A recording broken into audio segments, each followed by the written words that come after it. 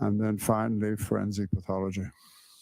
In other words, Dr. Sheridan, you're triple board certified, is that correct? I am, yes. And that's in anatomic pathology, neuropathology, and forensic pathology. That's correct, yes. Can you describe any relevant teaching positions that you've held? Yes. You can keep your voice up. I'm sorry, it's hard to hear back here. Okay, I'm sorry. Yes, I still do some teaching, actually. First of all, I'm on the staff of Loma Linda University Medical Center, the place where I did my initial training. And I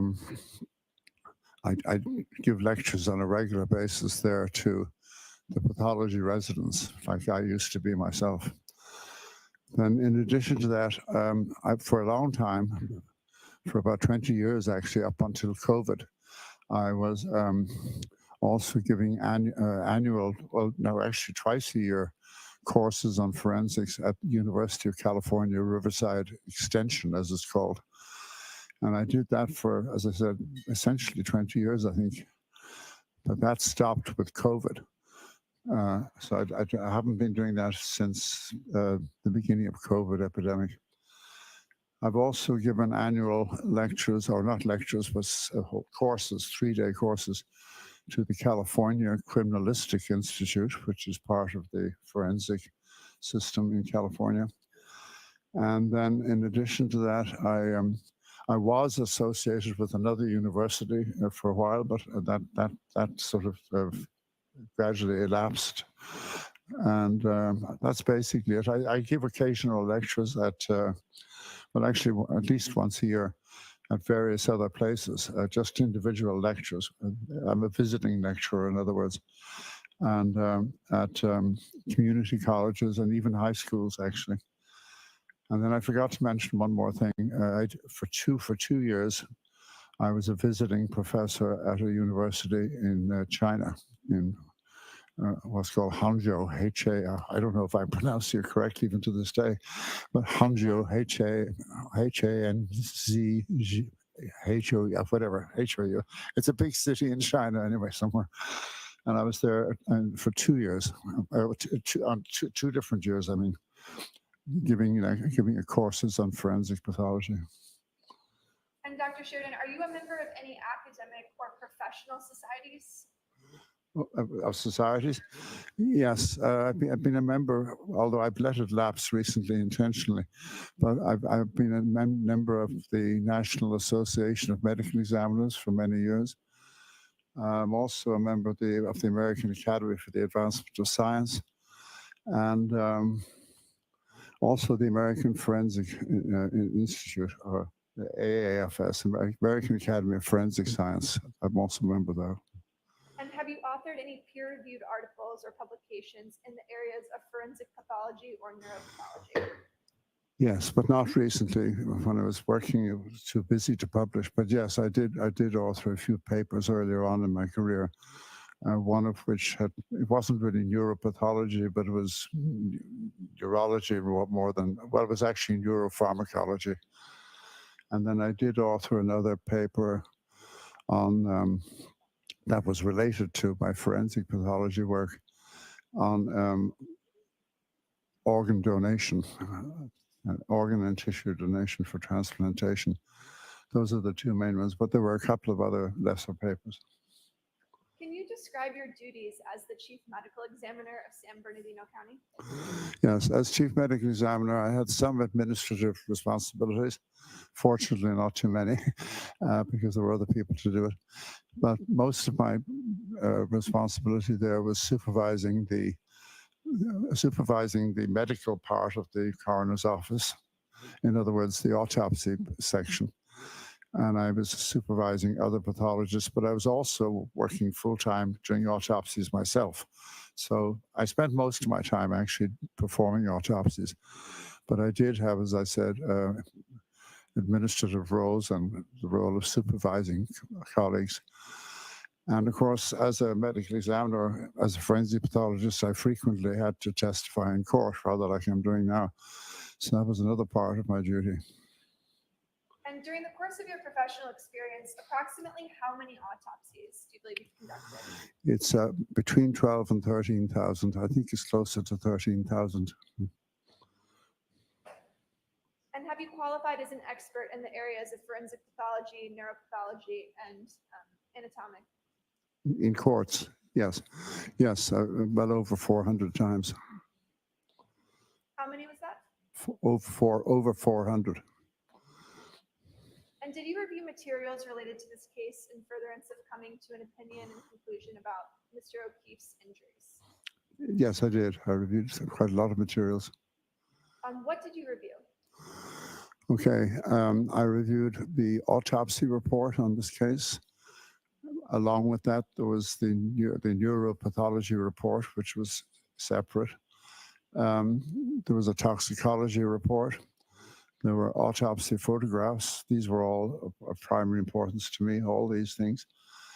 Then I also reviewed the complaint in this case, outlining, in other words, the basic details of the case.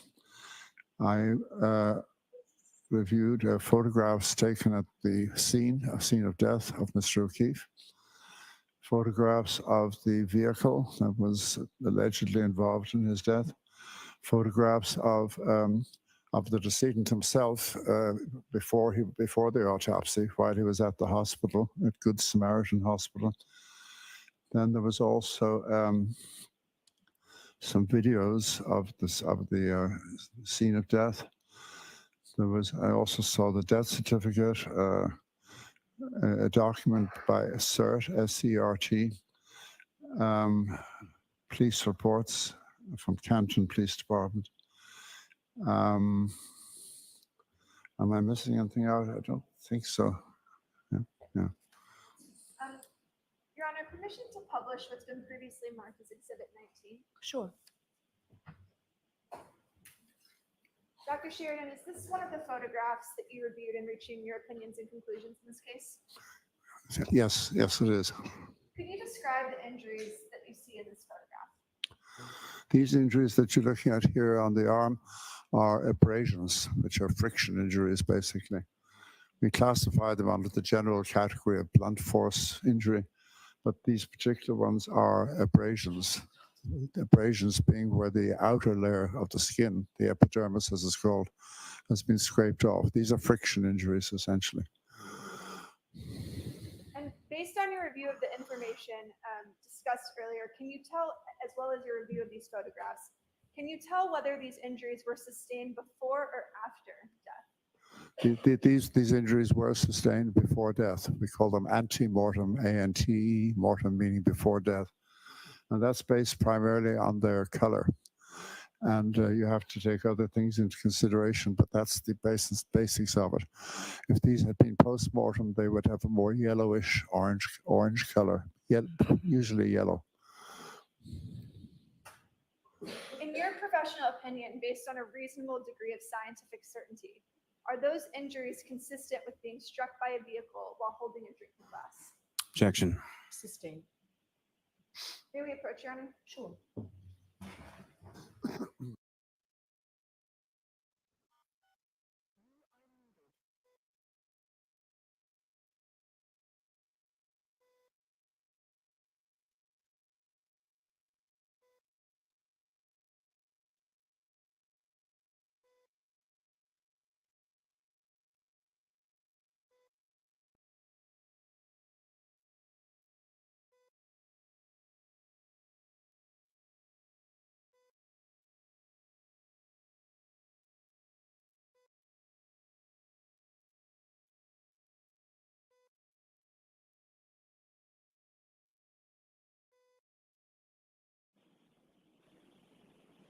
I'm going to take this opportunity to ask you again to keep your voice up, please, sir. I'm doing my best. My voice is not as strong as it There used to we be. go. You are unmuted. We'll stop the AC for a while, then. We'll stop the air conditioning for a while, then. We want to make sure we hear you. Okay. Dr. Sheridan, are these injuries consistent with a motor vehicle accident, in your opinion? Sustained. I would say in general, no. I mean, So that objection was sustained. I think Ms. Little's going to put it to you in a different way. I'm sorry. If you could assume for purposes of this question that this individual was involved in a motor vehicle collision as a pedestrian, based on your review of his photographs, are those injuries consistent with having been struck by a vehicle? Objection. Sustained, why don't you come back for a minute?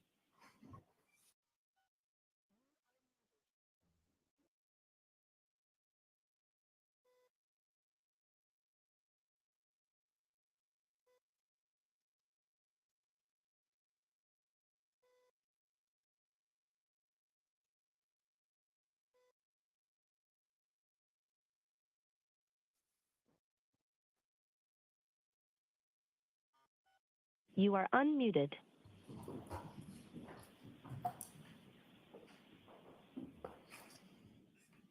Dr. Sheridan, how many autopsies have you conducted on individuals who are involved in pedestrian vehicle motor collisions?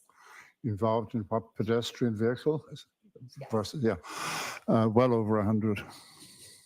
What other experience do you have in terms of conducting autopsies with individuals who have been involved in motor vehicle collisions? Well, I mean, if you take motor vehicle accidents in general, they'd be probably nearly a quarter of my total number of autopsies. So in other words, that'd be close to 3,000. Yeah, that's about right. Based on your professional experience, what is your opinion regarding whether those injuries are consistent with a pedestrian being struck by a motor vehicle? Objection. I'm going to allow it. You can answer that, Doctor. Hmm? Can you answer that? I can answer it, yes. So go right ahead. Okay. Okay, but the question was, to be precise, can you just rephrase it? I mean, I said yes, I can answer it, but I can't remember exactly how you phrased it. Yes, based on your extensive training and experience, what is your opinion regarding whether those injuries are consistent with being struck, with an individual being struck by a vehicle?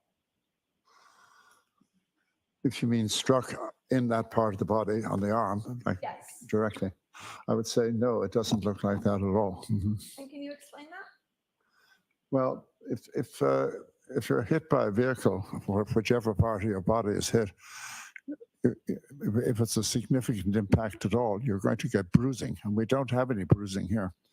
We just have what I would call linear abrasions without any bruising. So that does not look to me at all remotely like an impact from a motor vehicle.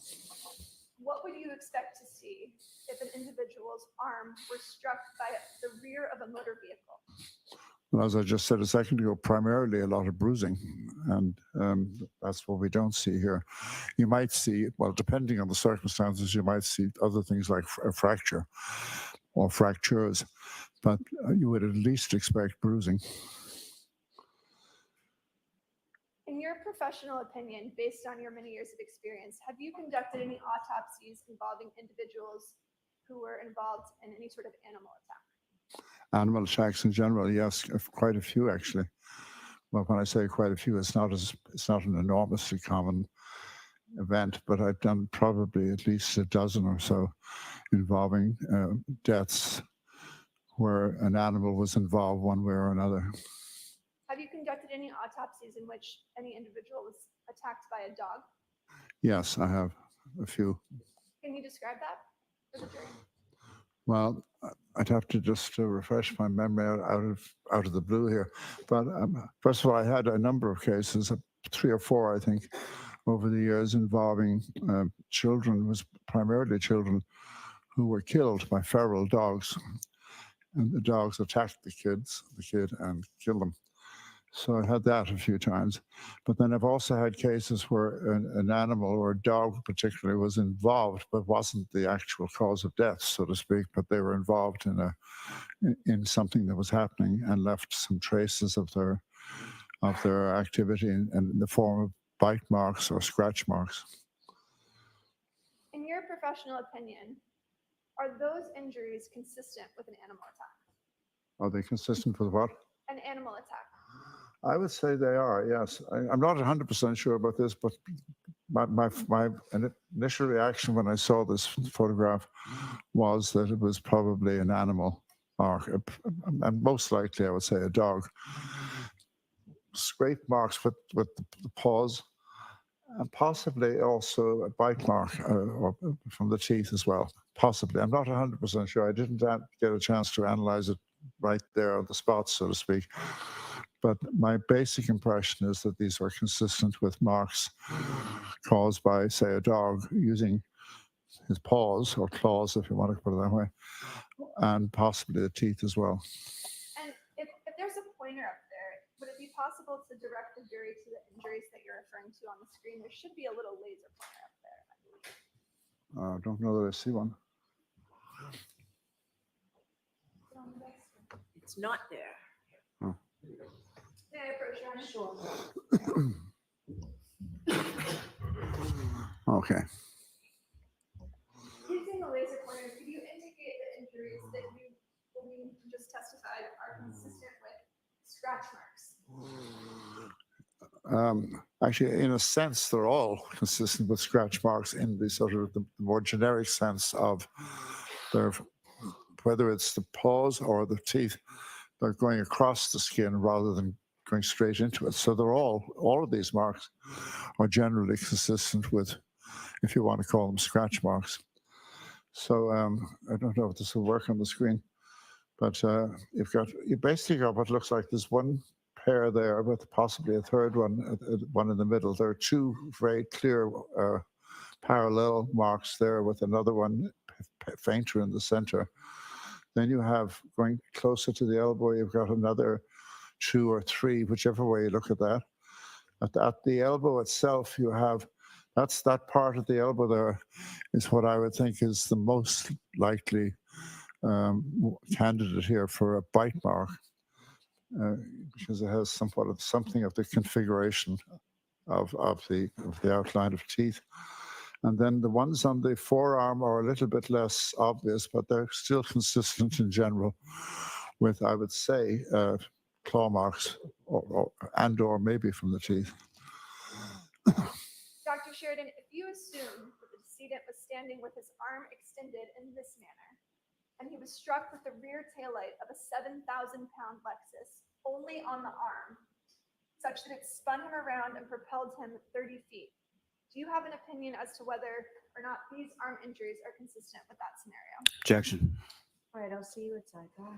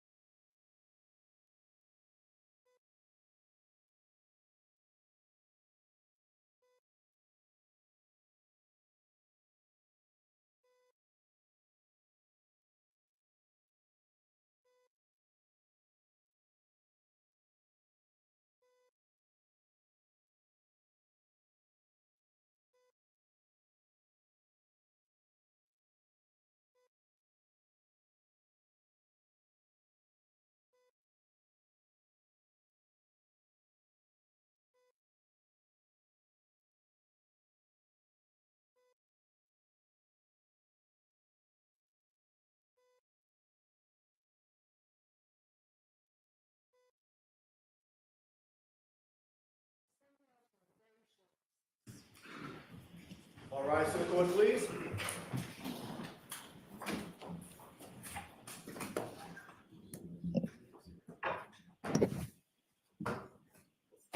Follow me, please.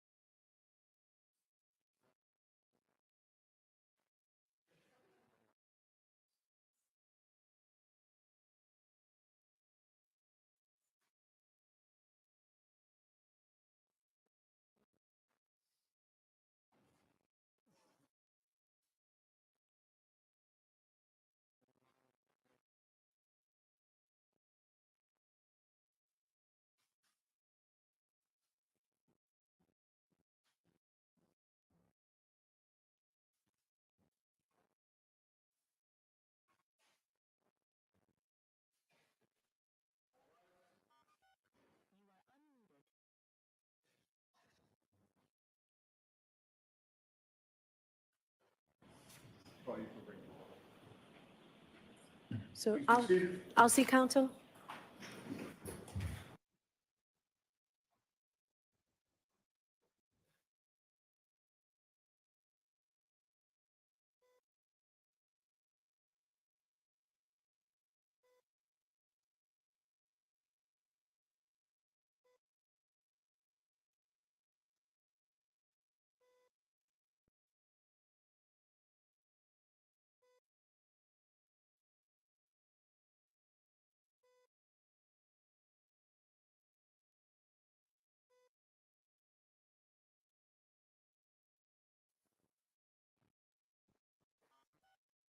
Are muted.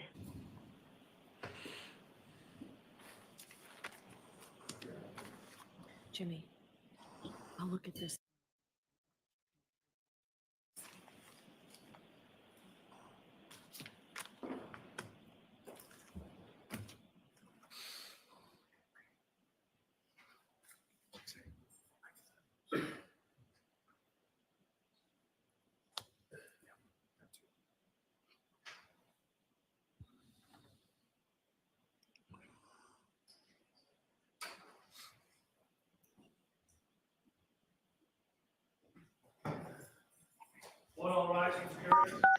You are unmuted.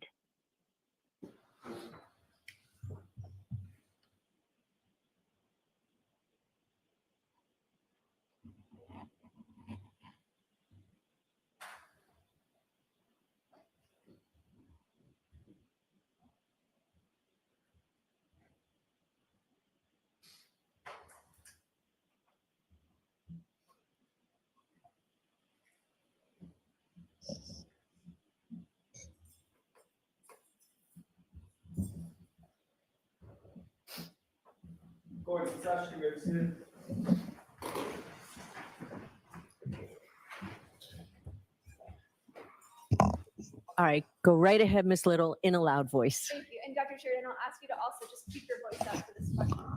I'll try. Assume the decedent was standing with his arm outstretched like this and was struck by the rear of an SUV only in his arm at 24 miles per hour. Are the injuries in Exhibit 19 consistent with that scenario? No, I do not think so. Can you describe that?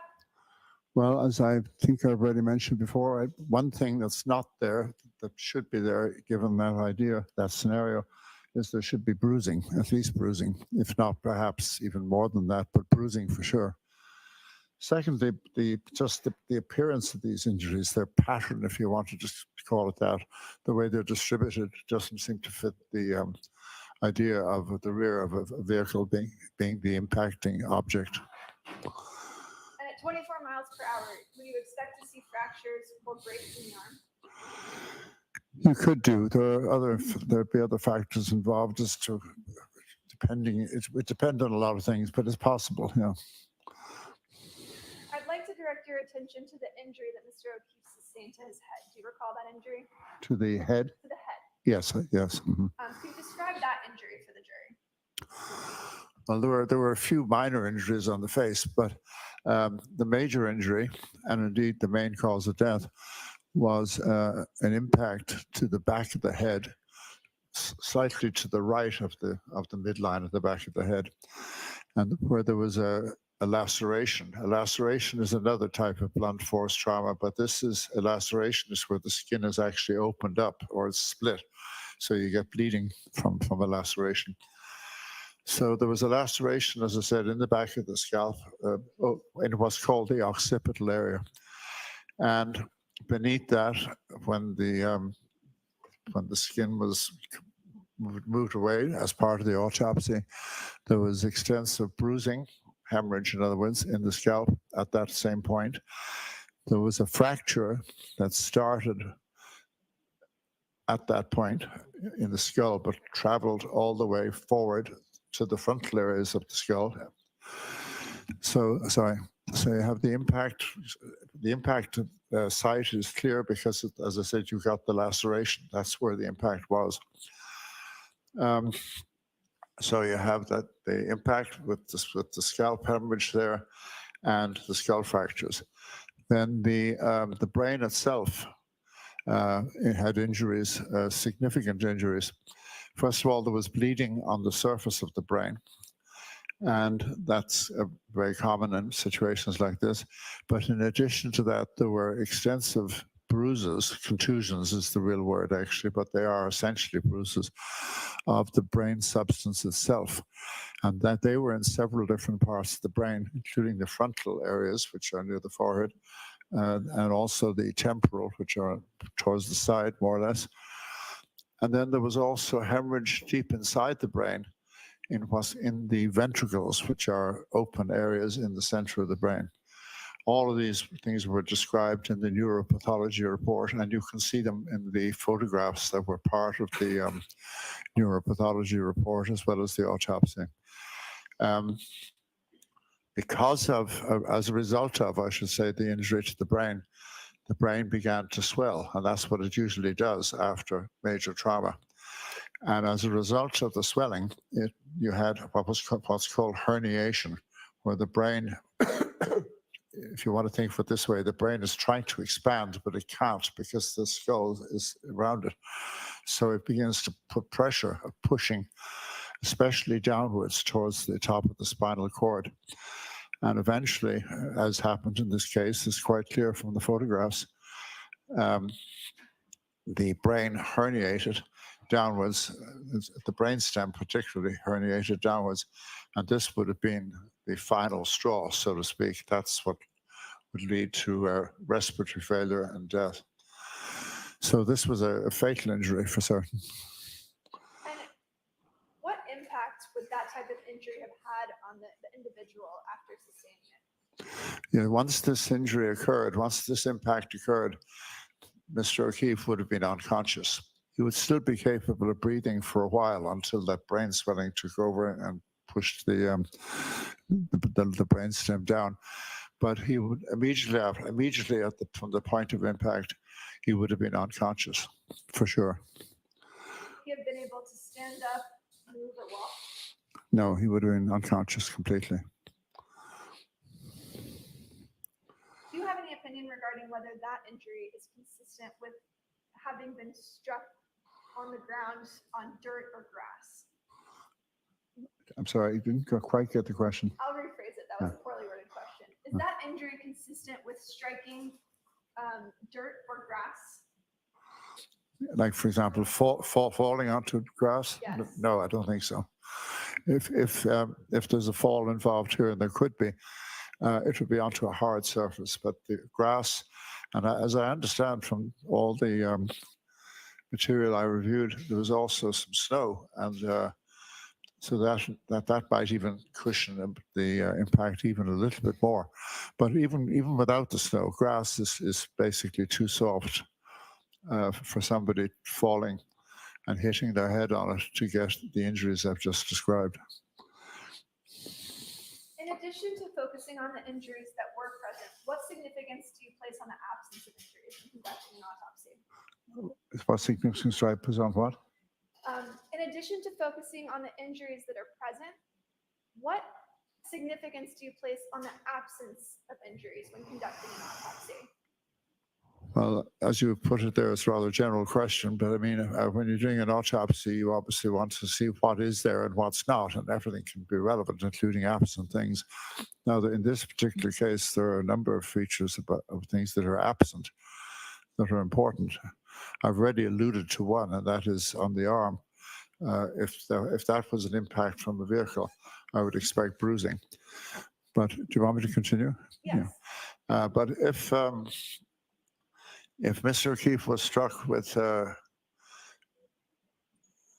it depends obviously what part of the body is theoretically involved. But if a vehicle hits you, whether it's the back of the vehicle or the front, you're going to have, as long as it's not going extremely slowly, if it's going at any speed at all, any significant speed, it's going to cause at least bruising. And that in this particular case, one of the things that struck me was that there was a distinct absence of bruising on the torso. There was the chest, abdomen, hips, whatever. And also, in most cases that I've ever been involved in where a pedestrian was hit by a vehicle, there are injuries on the legs, including fractures, which are very common on the legs. So the absence of all of these things in this case, I think, is important. Have you conducted autopsies involving individuals who were involved in fights or altercations? Yes, many, many times. Approximately how many? Gosh, I have no idea, and it's but a lot. I mean, I've done. I said earlier that between well over 12, maybe 13,000 total autopsies. Of those, I'm only giving you estimates here, but over 1,000 would have been homicides. Of those, probably maybe a fifth, or about 200, would have involved blunt force trauma instead of, for example, a firearm or something like that. And in those cases, and of course, yeah, okay, so all of those and other cases involving sharp force, homicides involving sharp force may have evidence of a struggle as well. So it's in the hundreds, yeah. In your expert medical opinion, are Mr. O'Keefe's injuries consistent with a fight or a physical altercation? In a general sense, they can be. They could be, yes. He had, I alluded to it just briefly before, but the head injury, the major head injury I've described, but he also had a laceration over his right eyelid. He had some scrape marks on his face. He also had some bruises on the back of his right hand, which that kind of injury on the hands can be what we call a defensive injury. In other words, an injury that occurs when you're protecting yourself and you're hit hit either with another fist or with a hard object, and you're protecting yourself. So I would say that some of these findings I've just mentioned are consistent with the possibility of a physical altercation. Yes. Thank you. If I could have one moment. Sure. No further questions. Okay, Mr. Lau? Thank you.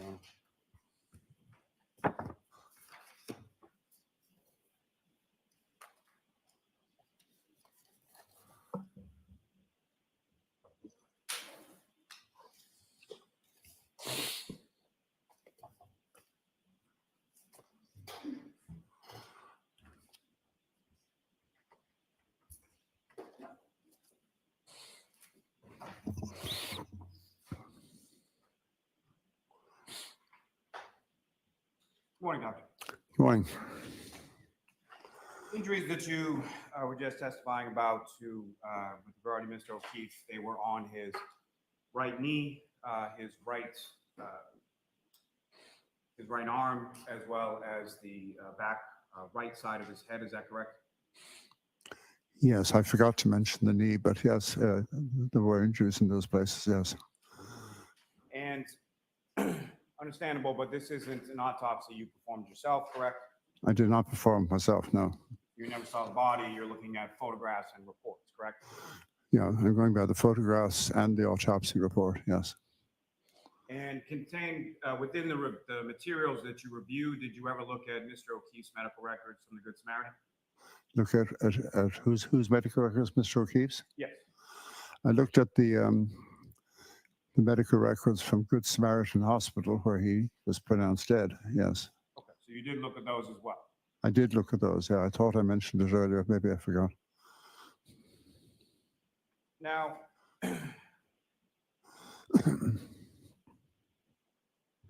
with regard to what you reviewed of Mr. O'Keefe's injuries, you saw no injuries to his left arm, correct? To his left arm? No, I don't think so, no. No injuries to his left leg, correct? No. Mhm. Injuries to his torso that you saw? That's correct. Mhm. And no injuries to the back left side of his head, is that correct as well? That's correct, yes. Mhm. Now, you indicated that you observed or reviewed the autopsy reports as well as autopsy photographs and the death certificate, correct? I did, yes. Now, do you agree with Dr. Dr. Scortibello's determination as to the cause of death being multiple blunt force type injuries in conjunction with hypothermia? I do agree with her, yes. And you reviewed also the neuropathology report by Dr. Stonebridge? I did, yes. And do you agree or concur with the findings of Dr. Stonebridge contained within that report? Yes, there were photographs taken during the neuropathology examination, which were independent confirmation to me of the things described in the report. Yes. Now, with regard to autopsies that you performed in the past, well, let me ask you this first. As far as the injuries that you observed in the photographs to Mr. O'Keefe's right arm, they were not the cause of Mr. O'Keefe's death, correct? No, they were not. With regard to autopsies that you performed in the past, in regard to there being some sort of animal involved, as you were testifying before, is it normal to see just injuries related to an animal attack on just one portion of one piece of body?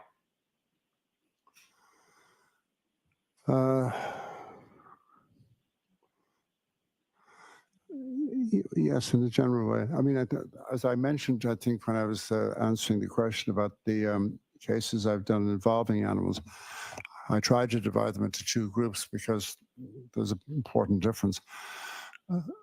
Some of those cases were cases where the animals were responsible for the death itself.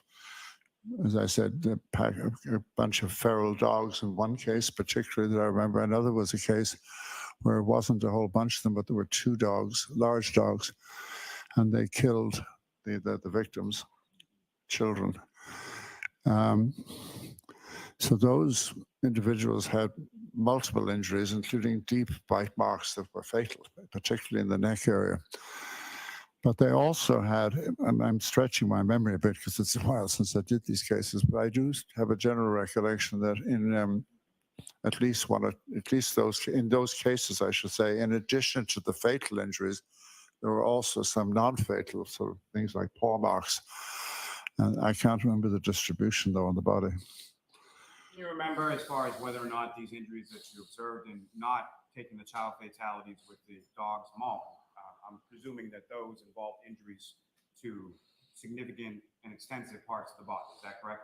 Yeah, those are the ones where the animals caused the death, yes. So in the other instances that you were talking about, do you recall even whether or not those injuries that you observed were ante-mortem or post-mortem? I'm sorry, I couldn't hear the last part. The other ones that you were talking about as far as the other animal attacks that you've seen, Yeah. do you recall whether or not the injuries that you observed in those instances were ante-mortem or post-mortem? Oh, ante-mortem. Well, actually, in one of the cases that comes to mind, the marks appeared to be post-mortem, and that was this person was actually a homicide victim, and they were lying outdoors, and their own dog. This was according to police, though, who came on the scene. When they arrived, there was a dog that turned out to be the victim's own dog, was pawing at the body, but the person was dead. But in another case that I can think of, the scratch marks from dog paws were ante-mortem. And they were confined to one place only. I'm trying to remember what part of the body. This case, I had to testify later on. In this case that I'm thinking of now, the paw marks were limited to just one location. I can't remember exactly where they were, though. Whether it was the leg or the arm, I can't remember. And that was post-mortem injuries that you're talking about there, correct? No, in the second case, they were ante-mortem. So in other words, there's been post-mortem and ante-mortem. Yes. The injuries that you observed on Mr. O'Keefe's arm were to the posterior part of his arm, correct? Yes, basically the posterior. No injuries that you observed on the anterior portion or the other side of the right arm, correct?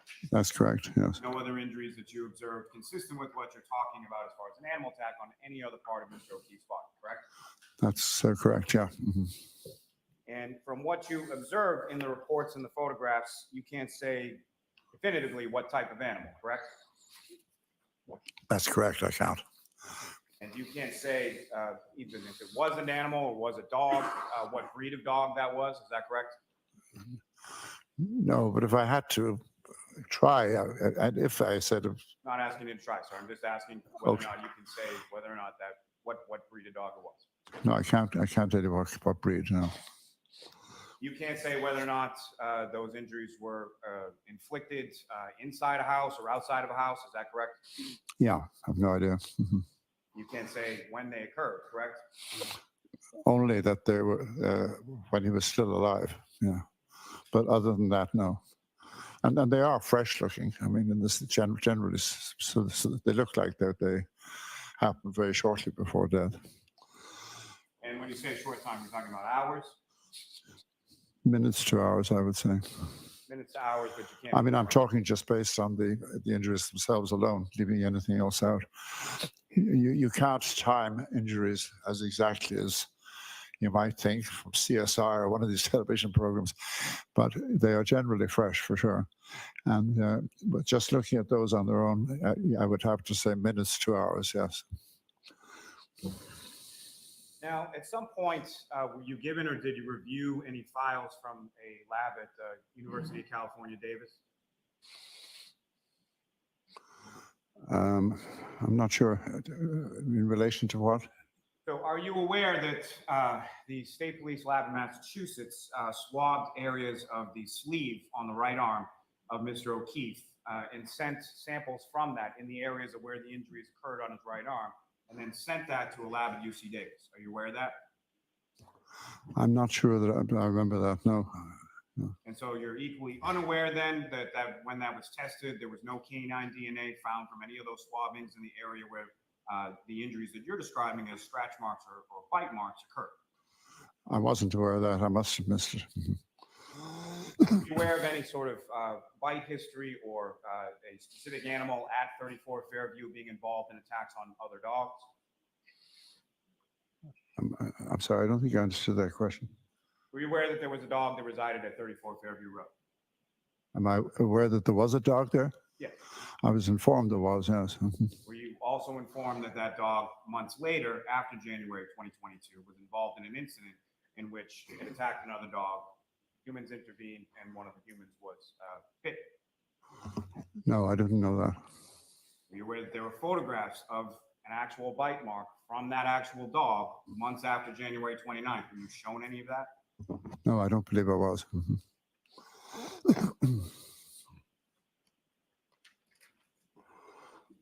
Now, sir, did you write a report in relation to what you observed or anything in regard to your opinion or your testimony that you're testifying to here today? I didn't write a report as such, but I signed a declaration early on in my involvement in this case. And that was a declaration or an affidavit that you signed under the pains and penalties of perjury back on January 31st, 2023. Is that correct? Sorry, what did you say about that? When you're talking about a declaration, you're referring to an affidavit that you filed with the court under the pains and penalties of perjury in January of 2023. I didn't think it was January, but however, I thought there was only one, so whatever you have.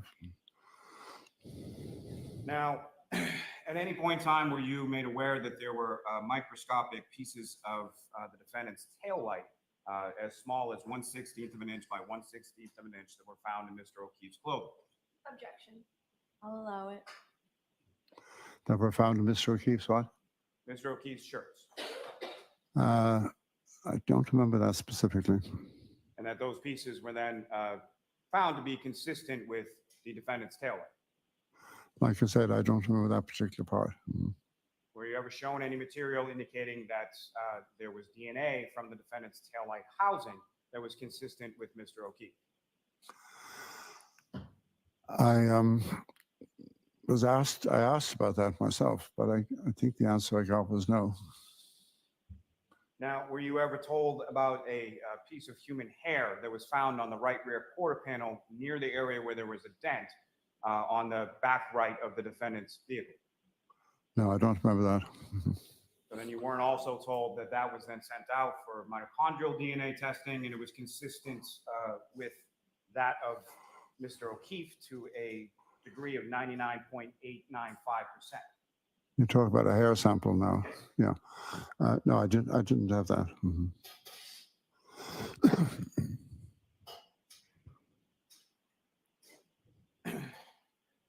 Now, doctor, would you agree that in blunt impact injuries, the characteristics of a blunt object can then be transferred to the victim in the form of pattern abrasions that match the characteristics of that blunt object? Yes. Now, of the photographs, you reviewed photographs of the scene, photographs of the vehicle, is that correct? Yes, I did. You're aware that there were a number of different pieces of the defendant's taillight that were photographed as well. Did you ever see those? I did, yes. Do you recall seeing any piece of a clear plastic taillight piece that was recovered on January 29th, along with Mr. O'Keefe's sneaker that had dimpling on the outside of that clear piece of plastic? I can't. I remember seeing the pictures of the glass fragments, but I don't remember any more specifics than that. Do you know what a compression abrasion is? What? Compression abrasion.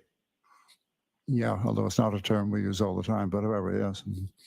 And a compression abrasion can occur when there's direct pressure from a blunt object together with slight rubbing movements that produce skin and epidermal crushing.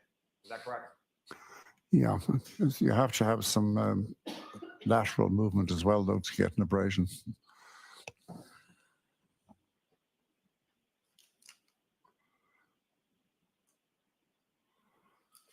Now, when you were talking about prior autopsies that you've done involving pedestrian collisions, is it fair to say that most of those pedestrian collisions that you were doing autopsies on involved pedestrians being struck by the front of the vehicle? Yeah, mostly the front. So mostly it's a pedestrian sort of crossing the street or standing in the street who's then struck by the front of the vehicle, correct? Yeah, I think they were all. I have actually done a couple of cases where children were hit by the back of a reversing vehicle. This was in the days before they had the rear videos on cars that they have now. But so those cases were impacts against the back of the vehicle. But most pedestrian cases, yeah, are, as you say, they're the front of the vehicle hitting the person. And just briefly on that, as far as the defendant's vehicle itself, are you aware that there were rear backup cameras and a 360-degree overhead view from the back of her vehicle? I remember reading that, yes.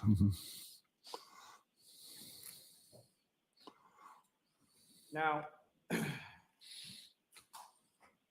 understanding what you're talking about as far as a rear vehicle pedestrian collision, is that typically sort of the wear on the vehicle? Let me ask you this first. When you are doing an autopsy in relation to a pedestrian collision, much of the information that you're gaining about that is what you receive from the investigating agency, whether it's the police or something like that, correct? It varies a lot from one case to another. Sometimes you get or virtually no information about the accident, because some of these cases I've done, some of them were witnessed, some weren't. Let's put it that way. Yeah. So when they weren't witnessed, and when the person was just found later or sometime afterwards, you wouldn't have necessarily any. The vehicle would typically not be there. These would be hit and run type situations. And so in those cases, you wouldn't have all that kind of information. So it varies. It varies. And understanding that it varies, but primarily what I'm saying is whatever information as far as the body comes in and you're going to conduct an autopsy, there would be some information from law enforcement or witness statements or something as to what type of death this is, as far as gunshot wound, stabbing, pedestrian collision, something like that. Yeah, absolutely. But like I said, in those unwitnessed cases of pedestrians, I might be given the information that it's probably a pedestrian fatality from a car. And when it comes to pedestrian collisions, and most of which that you've seen are, again, from the front of the vehicle striking a pedestrian on the roadway, is that correct? Yeah. And are you familiar with what role sort of the center of mass of that person versus the center of mass of where they're struck plays in reference to their injuries? Yeah, it could be that can have a big effect on how the body reacts to the impact. Mhm. So most of the time when you're talking about sort of lower extremity injuries or pelvic fractures or things like that, that's in a frontal collision with the pedestrian, correct? Most of them were, yeah. I mean, the ones that involved being backed over, and they were children. I can't remember the exact distribution of their injuries, except the vehicle went right over them. I do remember that. But anyway, the answer to your question, maybe I'm wandering in my mind. So can you ask me again? I think you've answered it. So my next question, sir, is when it comes to the rear end collisions, primarily being children, you would agree with me that they have a lower center of mass than a 6'1", 200 something. Oh yeah, yeah. Yes. And so as far as them being run over, they're going to get struck. They're probably going to fall to the ground, and then the vehicle is going to go over, correct? That's right, yeah. And so how many autopsies have you conducted in regard to pedestrian collisions where they've been sideswiped by the back of the vehicle? I can't remember. Can you remember any? Not off the top of my head, no. And so if someone is struck by the right rear portion of a vehicle and then projected away from the vehicle based on speed, based on force, based on whatever, would you then expect to see those same type of pelvic fractures or lower extremity injuries that you talked about with a frontal collision? Well, it depends on the exact position of the victim at the moment of impact. And of course, it could be a lot of different things. They could be, the victim could be facing the vehicle, they could be sideways on, they could have their back. But you're going to see bruising somewhere in that area, in one of those areas, either on the back, the side, whatever, or the front. I would expect to see bruising, significant bruising. But as you testified earlier on direct, it's sort of dependent or variable depending on how the victim pedestrian interacted with the vehicle. Isn't that correct? Yes, but I'd expect bruising for sure. I mean, whether you get fractures and so forth will depend on, or for that matter, internal injuries, depends on a variety of factors, but you're going to get bruising for sure. Now, you did see bruising on Mr. O'Keefe's right hand, correct? Yes, a small bruising. It looked like two, possibly three, almost confluent or close together bruises. Were you aware from the materials that you reviewed that Mr. O'Keefe was last seen sort of on video exiting from a bar at about 12:11 a.m. holding a cocktail glass in his right hand? I vaguely remember that, yes. Were you also aware that there were pieces of a cocktail glass with Mr. O'Keefe's DNA on it that were found right in the general vicinity of where his body was found? That I don't remember.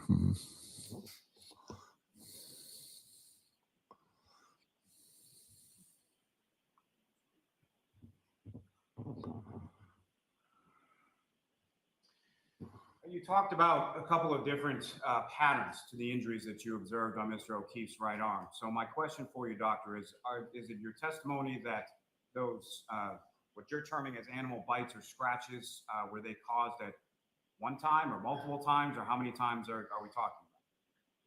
You mean on different occasions? As far as in, there are multiple abrasions, as you've termed them, and you're attributing them to an animal attack, correct? I think that's the most likely explanation for these, yes.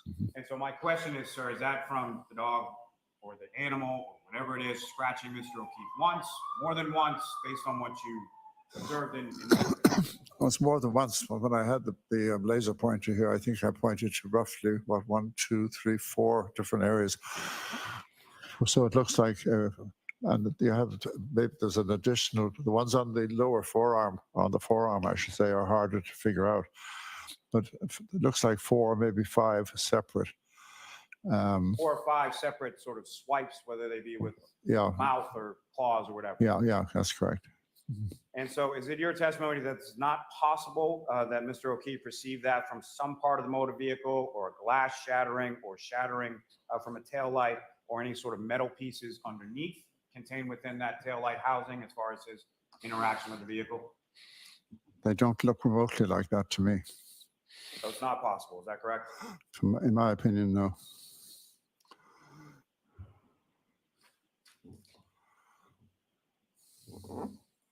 You were asked about some questions with regard to the surface of the ground as far as dirt or grass. Mhm. Are you familiar with what the weather was like at the time that Mr. O'Keefe, you testified earlier, you were familiar that he was found in the snow, correct? Yes. Mhm. Do you know what the temperature was like as far as, my question is this, sir. Understanding cushioning of grass and dirt under normal conditions, but if the ground is physically frozen based on the temperature of outside, would that impact as far as your understanding of the injuries to the back of Mr. O'Keefe's head? No, I mean, even if there was a small coating of ice, I wouldn't change my opinion based on that. No. I'm not talking about ice, sir. What I'm talking about is the ground itself being physically frozen based on the temperatures outside. Objection. Now, as far as the hard surface that you're talking about, would that include asphalt pavement? Yes, you could. And as far as those injuries, the speed, if Mr. O'Keefe was struck by a vehicle and was projected away from that vehicle and then struck his head on the ground, would that be sufficient force, in your opinion, to cause the skull fracture on the back of his head? If all that happened, yes, and onto asphalt or something like asphalt, yes, if that's indeed what happened. But like for other reasons, I don't think that is what happened. Now, you testified or you asked some questions about your opinion and as to or consistency with the physical altercation. Is that right? Yes. And the sort of swelling in Mr. O'Keefe's eyes as far as the ecchymosis concerned there, that was related to the brain injury. Is that your understanding? Well, the skull injury rather than the brain. Skull Yeah. injury, which Yeah. leads to the bleeding of the brain, which then leads to the swelling of the eye. correct? Well, yeah, but no, I mean, let's be clear about this. I mentioned the fractures earlier on that came from the back and went all the way towards the front of the skull, including what are called the orbital plates, which are the bones, the parts of the frontal bone that are right over the eye sockets. And the bone there is very delicate. It's the thinnest part of the skull. Anyway, the photographs and the autopsy report clearly show that the fracture involved that on each side, both orbital plates, in other words. And it's that fracture, it's not the brain itself, but it's that fracture which leads to the bleeding that causes the black eyes, if you want to call them that way. And as far as what your review of the medical records, your review of the autopsy report, photographs, things that you observed nothing as far as fractures to Mr. O'Keefe's eye sockets, correct? Well, the orbital plates, in a sense, are part of the eye sockets, but they're the roof. Were there any fractures to the orbital bones? There were no fractures that appeared to be coming from the front, no. As far as the sclera, was there any broken blood vessels or anything that you observed in either the notes or the reports or the photographs or anything else that you saw? Broken blood vessels were? The sclera. Huh? Sclera of the eyes? You know what that is? Oh, the eye, yeah, I'm sorry, I couldn't hear, just couldn't hear what you said, yeah. No, as far as I know, the eyes were clear, yeah. The eyes themselves were clear, yeah. Now, as far as the minor injuries that you were talking about, as far as the eyelid or the nose, as far as those minor lacerations you were talking about, there was no bruising around any of those lacerations, correct? The eyelid laceration, don't forget, is in the same area where we have the other injury, and it's a little bit hard to figure out whether how much hemorrhage, how much of that black eye could even be related to the laceration, because you've got two possible explanations for the black eyes. One is the skull fracture I've already mentioned, but that doesn't rule out his getting an impact as well on the front, but there's no way you can separate them. But as far as around those minor lacerations that you're talking about, you didn't observe or see any record of any bruising or any broken bones in those areas whatsoever? No, the main one that I was relating to when I spoke about the altercation question was the laceration on the eyelid. That's not related to the head injury that we've been discussing. So it's a separate injury, and it's from some kind of blow to the front. The minor lacerations that you observe, would they be consistent with being struck by broken pieces of glass or broken pieces of broken sharp pieces of plastic? If it was indeed a laceration, as it was described, then no, because lacerations by definition although this is a term that's often misused, by the way, even by some doctors. But a laceration, by definition, is an open wound caused by blunt force, not sharp. So blunt force, as far as what I'm asking is it possible that the lacerations to his face were caused by a blunt object that then shattered and caused the lacerations to his face? I find that hard to imagine. I find that very hard to even conceive of. So it's not conceivable? Is that what you're saying? To me, no. Mhm, mhm. And from your review of whatever reports and medical records and everything else, what, if anything, did you see, or did you see anything that had to do with an animal being present on scene, or an animal being near Mr. O'Keefe's body, or Mr. O'Keefe being inside the house? I don't know. I mean, but I heard there was an animal somewhere around the place, a dog. I think you mentioned the dog earlier. Mm. So somewhere around the place, but no evidence that you've seen that That's- animal interacted with Mr. O'Keefe in any way. No, I wasn't there, obviously, and all I can say is what I've already said, but I don't know any more than that. I know you weren't there. What I'm saying is, from the material that you reviewed, was there any indication or any evidence of that animal ever being near, close to, or interacting in any way with Mr. O'Keefe? Not that I'm aware of, no. Mhm, mhm. I have nothing further. Little? Thank you. Your Honor, if I may approach. Sure. Thank you. So, Mr. Lally?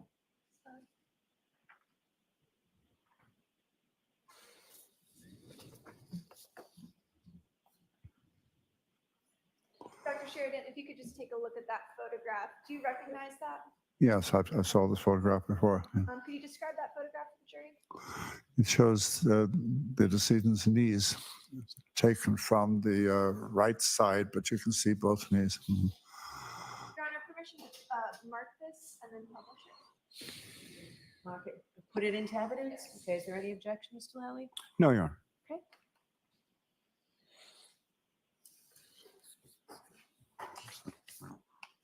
That would be exhibit 657. Yes, you may publish it, Ms. Little. Thank you, Your Honor. Dr. Sheridan, you were asked on cross-examination about an injury to Mr. O'Keefe's knee. Do you recall that testimony? Yes. Mhm. Is this the injury that you were testifying about earlier? Yes, this has been mentioned before. It's an abrasion. And that's the extent of the injury to Mr. O'Keefe's knee, correct? Yeah, that's it. Yeah, in that area. Yeah. Thank you. No further questions. Right. All right, Dr. Sheridan, you are all set, sir. Very well. Thank you very much. Thank you. Thank you, Your Honor.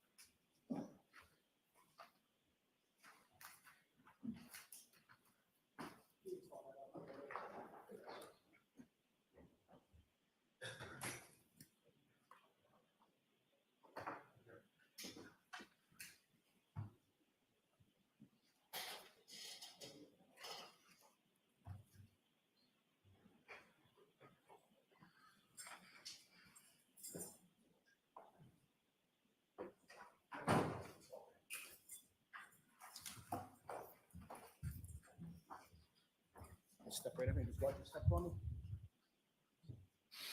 You say in the face. You solemnly swear the evidence given to the court and jury in the case now and hearing should be the truth, the whole truth, and nothing but the truth, so help you God. Yes.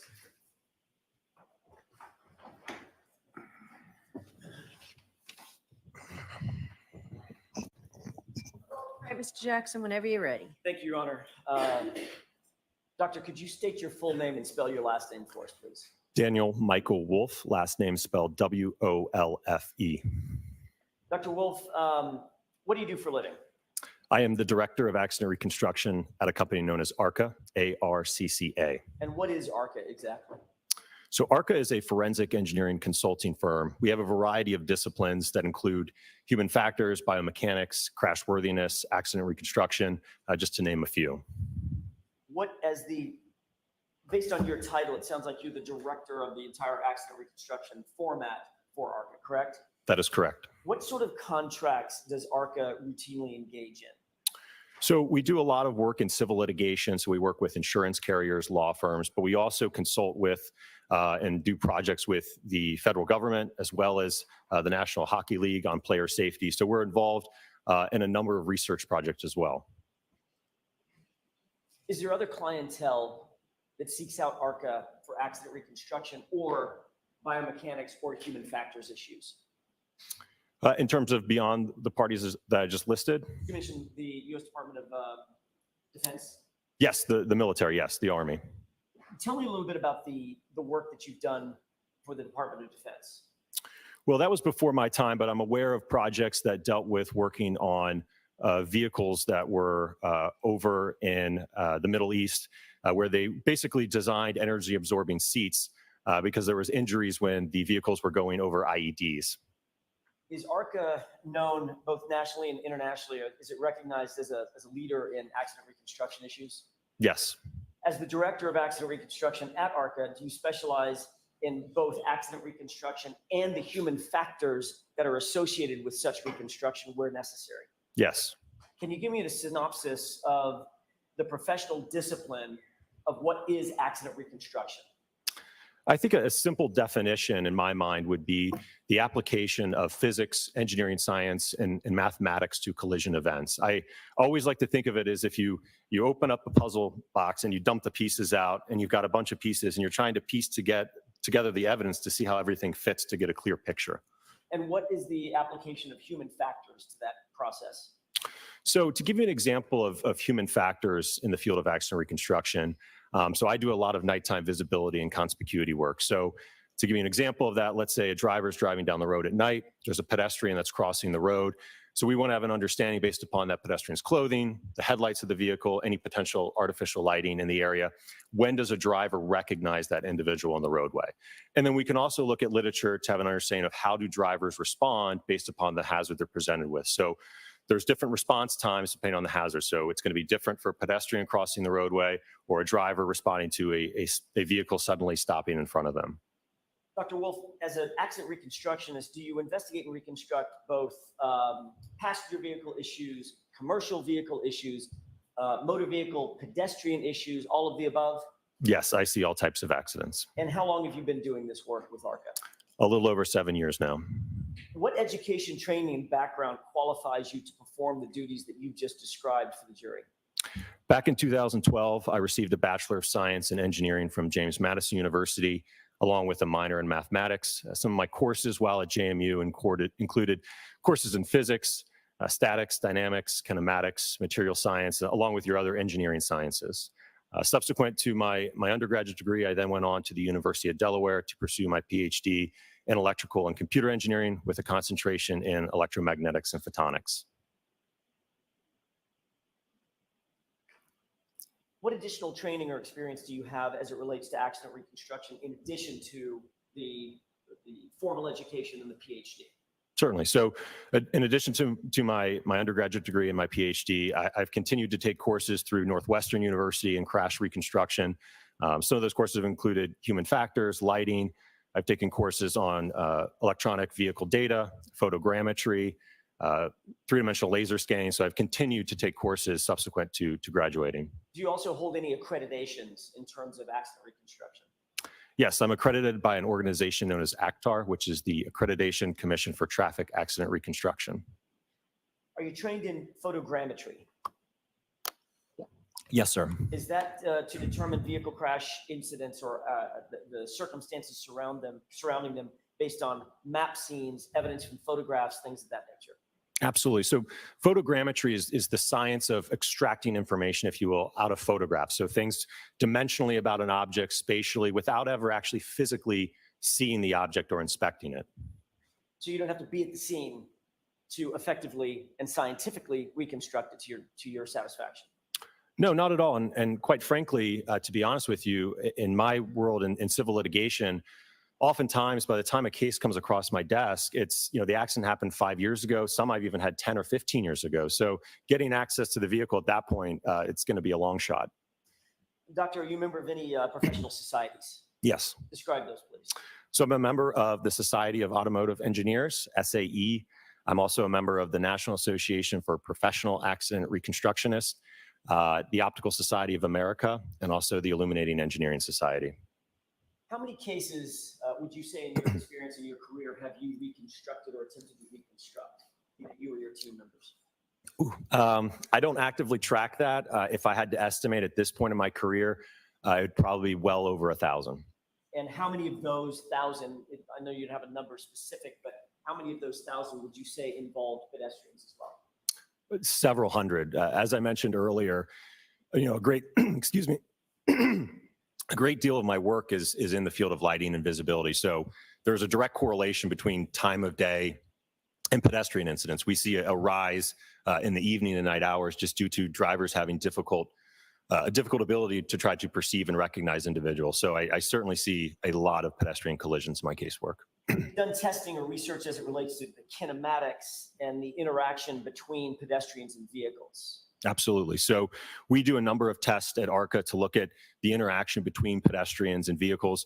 One of the ones I know I did most recently where we were evaluating a vehicle essentially rolling over a pedestrian. So we wanted to understand the vehicle dynamics as well as the interaction between the pedestrian and the road surface. So we conducted testing at ARCA to evaluate that. Does ARCA have any other disciplines other than just accident reconstruction? Absolutely. So as I mentioned earlier, we have crash worthiness. So again, that's where you're going to be looking at the safety of a vehicle. How does it perform in a crash? We have human factors, failure analysis, premise liability, and biomechanics. As an accident reconstructionist, doctor, do you or have you studied or tested the forces that are at play between objects interacting, a human being interacting with a vehicle, for instance? Yeah, Part absolutely. of what you do. Yes, sir. Describe that. So we use hybrid instrumented dummies at ARCA for our testing. So if we want to have an understanding that an occupant in a vehicle, the forces that they might experience, or for any matter, again, if it's an instance where you have something that ends up falling on someone's head and you want to have an understanding of the forces involved in that, we perform testing with hybrid dummies. Have you ever authored any peer-reviewed papers in the field of physics? Yes, sir. Describe those for me. So I have a number of papers in the field of lighting and optics. I have a recent publication that deals with Toyota and Lexus vehicle control history records as well. Is that called Toyota Vehicle Control History, Sudden Braking History Recording Characteristics? Yes, sir. All right. Was that specific to dealing with vehicles and their interaction with other vehicles and or pedestrians? It involved looking at the various triggers that system is capable of recording. And specifically, it was looking at what triggers a sudden braking event. So we were able to determine that those triggers, the sudden braking event is triggered when a driver, or I should say the vehicle, Objection. reaches. May we approach? Sure.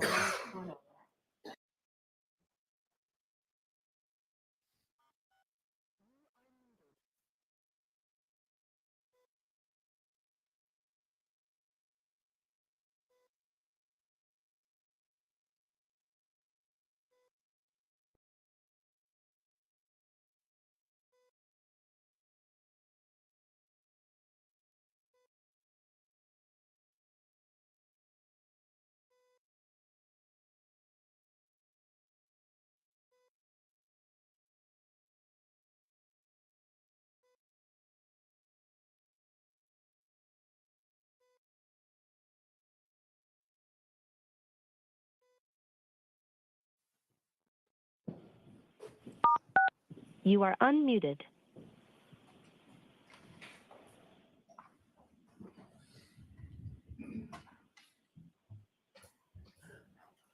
Now you're. Yes, you Thank can you. move on. You've been qualified in other courts to testify as an expert in the area of accident reconstruction. Is that right? Yes, sir.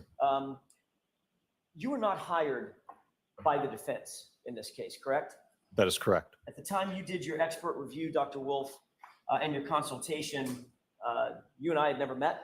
That's correct. You did not know who I was. I did not. You had never met Ms. Little. No. Mr. Unetti. No, Matter of fact, you'd never heard of this case. that's correct. You were hired by another agency not connected in any way to the defense. Is that right? Correct. And not connected in any way to the Commonwealth. Is that right? Correct. So your analysis and your conclusions and your opinions are completely independent of the defense and the Commonwealth in this case. Is that right? Objection. Sustained. Mr. Jackson, you can ask it differently. When you did your analysis and conclusions, well, let me ask it this way. You finalized your report, you and your team, correct? Correct. That report is contained in a multi-page document that was submitted following your analysis and your opinions and conclusions, right? Correct. The defense didn't have anything to do with that, correct? Correct. You'd never met us, didn't know who we were when you did this. Correct. You'd never met Mr. Lally, didn't know who he was when you did this. Correct. So your analysis, opinions, testing, and conclusions were requested by a completely separate agency. That is correct. Goes without saying, but I'm gonna ask it anyway. You haven't been paid by the defense, You have not paid us anything, no. and you don't work for us. That's correct. As a matter of fact, I've never asked you specific questions about your testing before today. That is correct.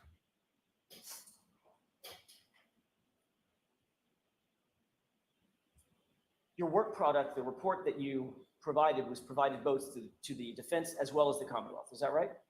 That's my understanding, yes. And you were equally available to both sides. In terms of them reaching out, Correct. yes. And I called you ultimately after receiving your report, asked if you'd join us and testify, correct? That is correct.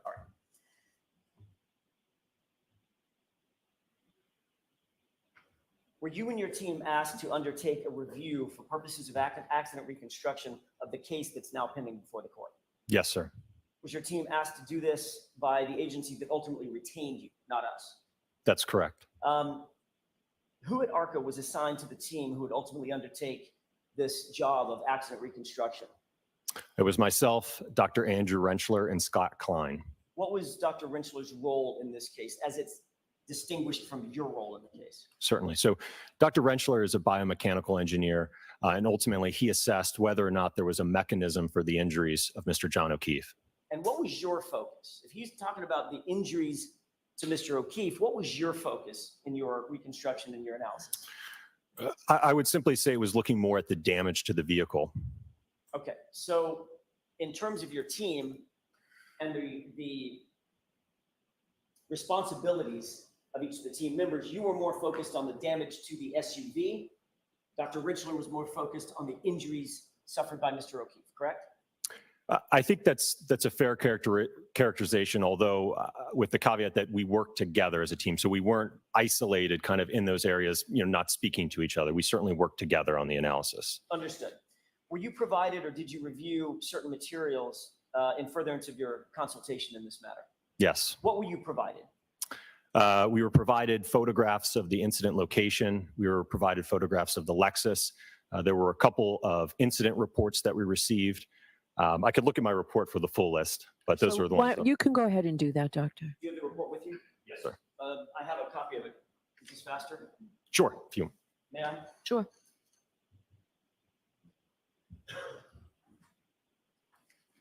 Thank you.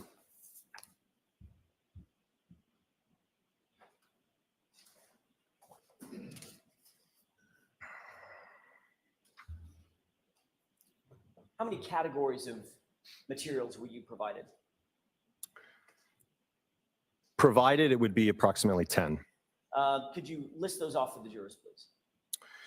It would be the Norfolk SPDU homicide death report, the Commonwealth of Massachusetts Department of State Police crime scene report, OCME dispatch removal report, photographs of the incident location, videos of the incident location, photographs of the 2021 Lexus LX 570, photographs of recovered evidence, crash data retrieval report from the 2021 Lexus 570, report of autopsy, and autopsy photographs. Based on these data that you were provided, were you able to satisfactorily, to your mind, satisfactorily engage in the consultation that you were hired to do Yes. and come up with some opinions and conclusions based on scientific certainty? Yes. Did you review scene photographs of the alleged incident?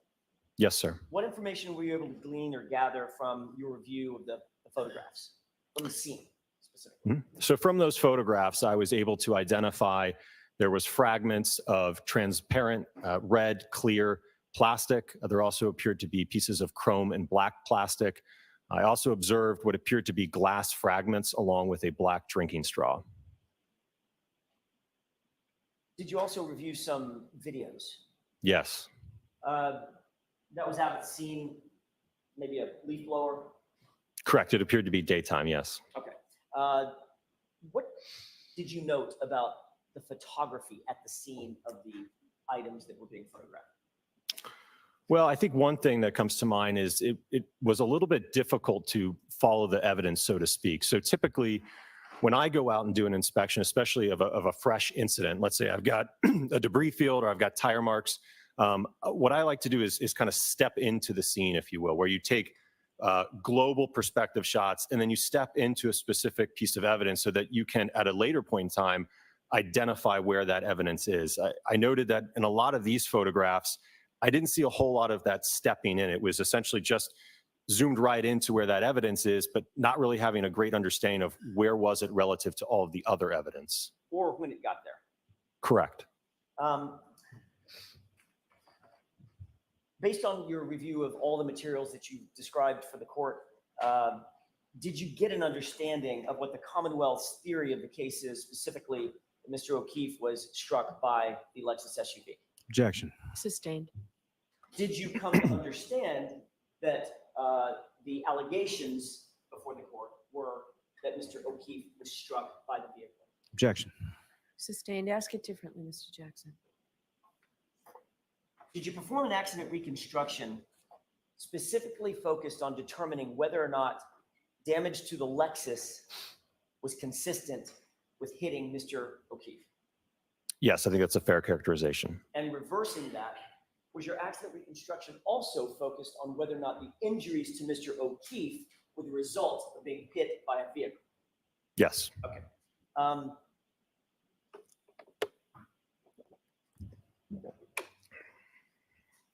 During your analysis, did you note the damage to the vehicle? Yes, sir. Describe that, please. So the primary damage was to the right taillight. It appeared to be fractured with the majority of the lens cover, so that clear and red plastic covering missing from it.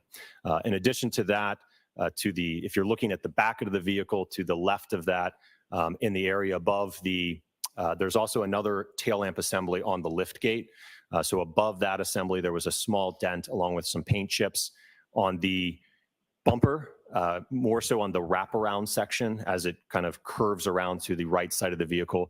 There appeared to be some superficial scratches as well in that area.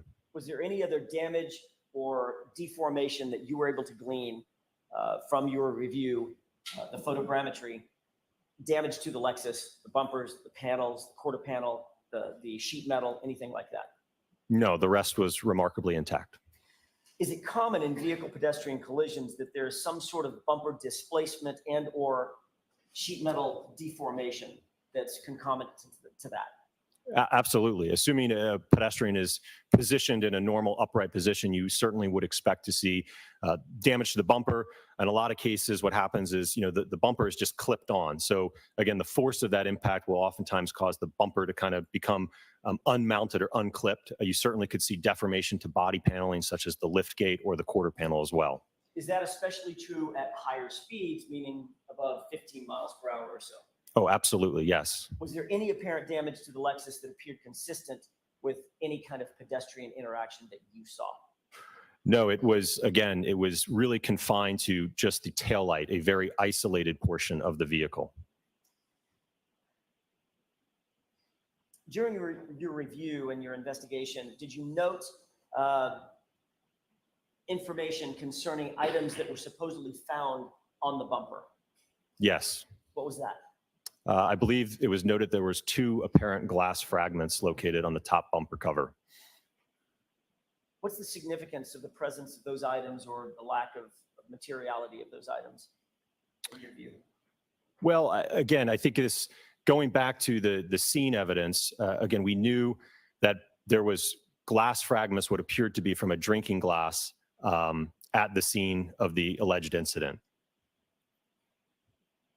Is there any glass consistent with the glass that was supposedly found on the bumper, in the taillight housing, the taillight mechanism, anything from the car, from the Lexus, that would account for that glass? Okay, I think I understand. So the taillight itself is not comprised of any glass. It is all plastic. So that damage, or I should say that glass on the top bumper cover could not have come from the right taillight. Now, based on your review of the information that was provided to you, did you undertake any testing of that vehicle? I'm sorry, any testing concerning the damage to the vehicle? Yes, sir. All right, can you describe what that testing was? So we performed, again, this is with Dr. Rentschler and I working together on this again. We performed projectile testing to the tail lamp with a drinking glass as well as a hybrid head form. Let's take those one at a time. How would you describe the drinking glass test? Certainly. So again, from our review of the evidence, we knew that we had an isolated portion of damage to Lexus confined to the taillight. So we know that we're dealing with potentially a small object that could have created that. Looking at, again, the evidence in terms of the scene photographs, we know that we have a damaged drinking glass at the scene in the vicinity of the fragments of the taillight. So the theory that Dr. Rentschler and I put forward is potentially an individual threw this drinking glass at the back of the Lexus, causing the taillight to fracture. I'm going to interrupt you right there. You and Dr. Rentschler formed that theory and wanted to test that theory, correct? Yes, You were not told that theory by the defense because you've never met us. correct.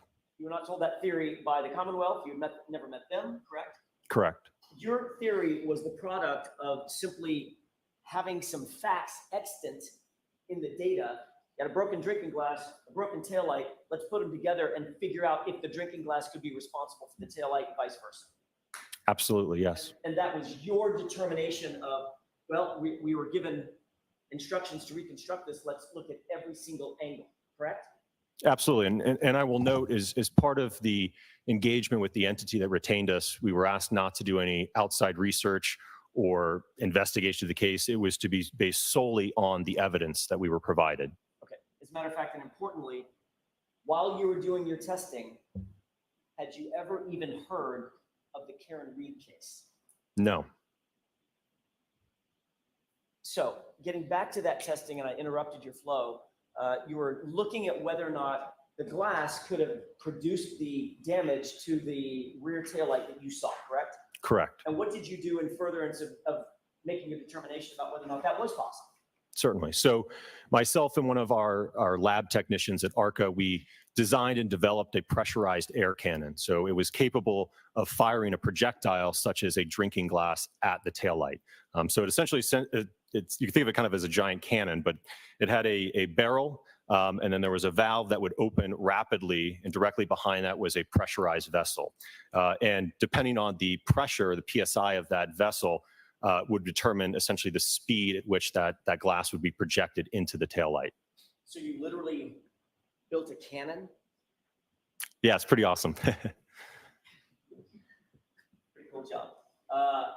Tell me what the results of your testing was with this pneumatic cannon that would fire the drinking glass. Certainly. So we performed 2 different tests in terms of speeds. The target speeds were 30 and 40 miles per hour. Why was that? Well, so with consultation with Dr. Rentschler, he indicated that that is a reasonable speed at which an adult male or an individual, for that matter, could throw a drinking glass at the taillight. Had anybody up to that point, told you any specific, let me see if I can rephrase that. Had anybody indicated that there was any evidence whatsoever that John O'Keefe had thrown a drinking glass at the taillight? No. Was this another example of you and Dr. Rentschler and your team just exploring sort of every possibility and working a little bit in the blind? Sustained. What was the reason that you decided, or you and your team decided, that you wanted to approximate how a grown man could throw a glass at a taillight? Well, I think we wanted to have an understanding is when a projectile such as a drinking glass interacted with the taillight, would we get damage on the test taillight that was consistent with that of the subject taillight? Understood. So based on your theory, were you able to approximate the damage on the taillight? Yes. Describe that for us. So as I mentioned, we ran 2 tests. The target speeds were at 30 and 40 miles per hour. And there was a little bit of variability in terms of what our target was and what we actually achieved. So the achieved speeds were at 31 miles per hour and 37 miles per hour. So there's just depending on how the glass leaves the barrel and some of the rotation can affect some of the speed or ultimately the end result speed to that. So what I will say, though, is that with the 37 mile per hour projectile into the taillight, we noted and observed that there was damage that was consistent with that of the subject tail lamp, and that the test tail lamp had the majority of the outer lens fractured and missing, broken into pieces, as well as some underlying damage to some of the internal components as well.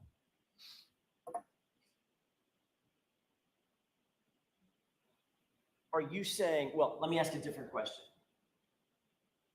You were able to replicate the damage to the taillight using a pneumatic cannon firing a glass at 37 miles an hour directly at the taillight, correct? Correct. All right. And that would also shatter the glass too, correct? Correct. Did you do any testing about whether or not that damage to the taillight could be produced by a person simply holding a glass and being hit by the car driving in reverse? We didn't do any testing of that, and primarily because, again, if we're looking at the arm and its total length, right? We only have a narrow damage pattern, which on the taillight, if you think about where where it meets the lift gate into where it starts to wrap around to the side of the vehicle, that's only about 6.5 inches in width. All right. When you fired the glass into the taillight was static. In other words, it was not going to move. It was immovable at that point, correct? Correct. All right. So the glass is hurling through the air at 37 miles an hour and hits a static object that's resisting, and that smash is what produced ultimately the taillight damage that you were able to replicate. Is that right? Yes. If a person were holding in his hand the glass and the taillight were to hit that hand, the hand would not remain static, correct? Objection. Sustained. Ask it differently, Mr. Jackson. If the taillight were to make contact with a person holding a glass, would that replicate what you did in terms of you're firing a glass into the taillight? In other words, are they apples and apples? No, I don't think it would be the same. Okay. Why is that? Well, as I mentioned earlier, again, the damage to the back of the Lexus, again, is confined to just that roughly, again, when we're talking about the taillight itself, that 6.5 inch section in width. Right. So it's inconsistent with the total length of the arm, and certainly from discussion with Dr. Rentschler, inconsistent with the injuries to the arm.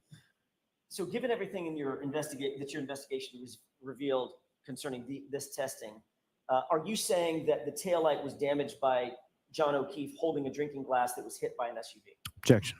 Sustained. In all the information that you were provided, you were not provided anything that suggested that John O'Keefe threw a glass at the taillight. Correct? Objection. Sustained. Their approach. Yeah, it's just, yes.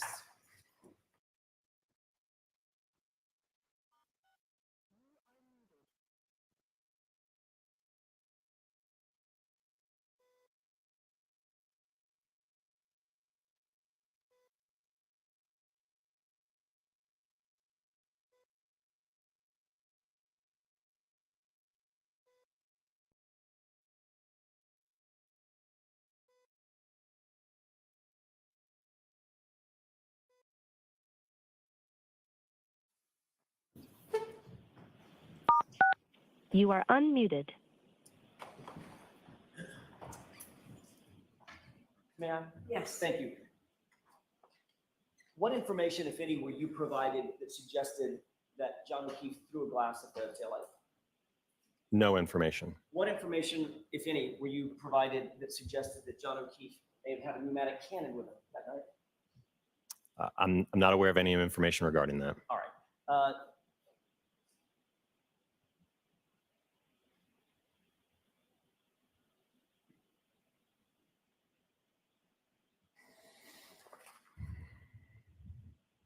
You also did some testing concerning a drop test. Is that right?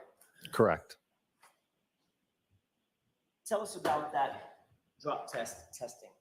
Certainly. So again, through discussion with Dr. Rentschler, it was my understanding that Mr. O'Keefe had a skull fracture on the back of his head. So we wanted to do an evaluation of the interaction between the back of a head. In this case, we used again, talking about that instrumented dummy again, we used the instrumented hybrid head form to perform a drop test to evaluate the forces of an interaction between a tail light from the Lexus and the human head. What height did you choose to perform this drop test? 7.5 feet. Why'd you choose that height? Well, if you calculate it through physics and the acceleration due to gravity, that would equate to an impact speed of 15 miles per hour at that height. And what was the significance of 15 miles per hour? Well, that was essentially kind of a starting point for us, if you will. So I will tell you that in reverse, 15 miles an hour is fast. I don't know if you've ever looked at your speedometer when you're pulling into your driveway, reversing into a parking stall. Most people probably don't go more than 5 miles an hour or so. So 15 miles an hour in reverse is fast, especially when we're talking about, it's my understanding it was nighttime. There was winter conditions, potentially wet or icy roads. So again, that speed is going to be what I would say on the high end for going in reverse. So also in addition to with respect to kind of just the nature of that speed, it's my understanding through discussion with Dr. Rentschler that at 15 miles an hour, you start to see significant injuries to the human body when it makes contact with a vehicle. And I think one last point is that we needed to pick a speed where, again, this is kind of just us brainstorming, where we would have damage to the taillight, right? It would fracture it, but it wouldn't completely obliterate it. So we knew if we chose a speed, for instance, of 40 miles an hour, we know we're going to completely essentially explode the taillight. But if we do, 1 mile an hour, we may not do anything to it, right? So we kind of had to pick a middle ground to again, cause damage to the taillight.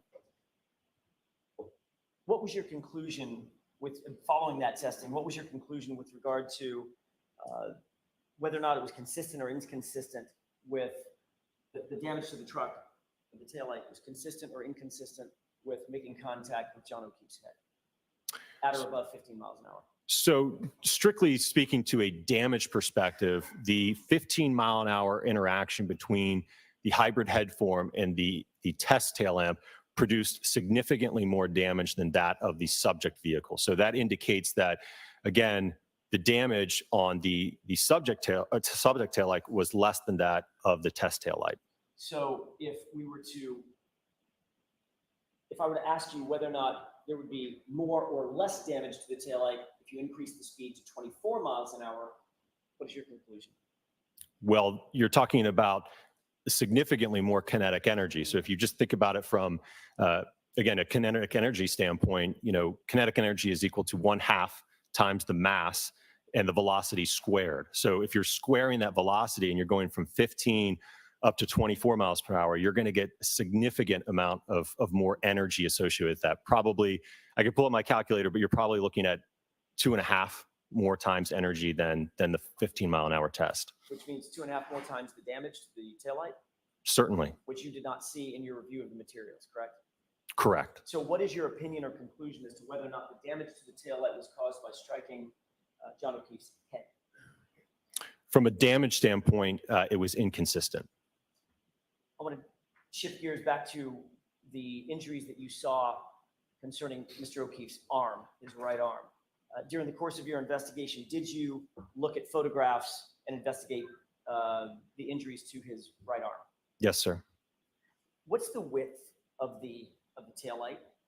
specifically from where it meets the lift gate to the left side. I'm sorry, to the side of the vehicle, the right side of the vehicle. To the right. So yeah, as I mentioned earlier, that is about 6.5 inches. It starts to wrap around to the right side. So really it's, even though the taillight continues, it's not projecting out on the back end where it's again wrapping around. So in terms of the width that is facing the rear, if you will, it's about 6.5 inches. And you noted that there was a dent and some paint chips that you identified above the lift gate, correct? Correct. How far away from the right side of the vehicle were those scratches and that dent? Approximately 20 inches. What was the significance of that distance? Well, again, to go back to your question about, I think if somebody was holding a drinking glass, right, and their arm was extended to cause that damage, or if it's theorized that those dents and chips were from that. Again, the thing that sticks out to me is that you have essentially the Lexus taillight. So ask another question. What's the significance of whether or not there was damage between the dent and the taillight? In other words, that 20-inch area. Was it dented? Was it harmed in any way? So in terms of, again, if we're talking about, again, looking at the back of the vehicle and we go to kind of where that right tail lamp just meets the lift gate, as I mentioned, there's another lamp assembly on the lift gate itself. There's also a chrome trim piece above that, and then certainly the body paneling to the lift gate itself. And I think what stood out to me is that between that dent and the fractured taillight, there was no observable damage to that area, which I would have expected had an arm been positioned there.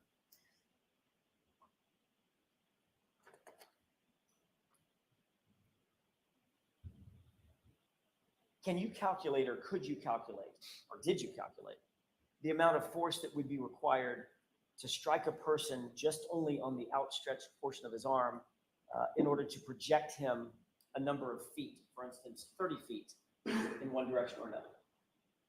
Okay, I just want to make sure. Objection. Take a distance out of it. Break it down. I'll ask you the same question, but without the 30 feet. Okay. Were you able to calculate, or could you calculate the force that would be required to strike a person on his outstretched arm hard enough to spin him around and project him a number of feet? If you're talking about only an interaction between the arm and the back of the vehicle, no, there wouldn't be any projection. Again, if you think about this, the arm weighs about, again, with Mr. O'Keefe would be about 11 pounds. So you still have, another 200 plus pounds being held down by gravity, and the force is only acting on the arm. So essentially the arm would be accelerated, but the whole body, because the center of mass is not being struck, would not be projected.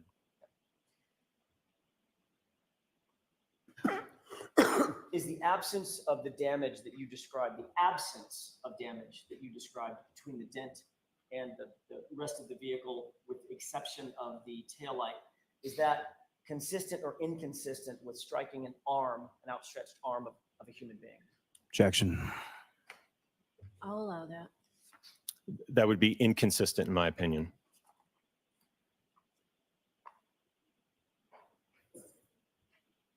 They have just a moment, Your Honor. Yes.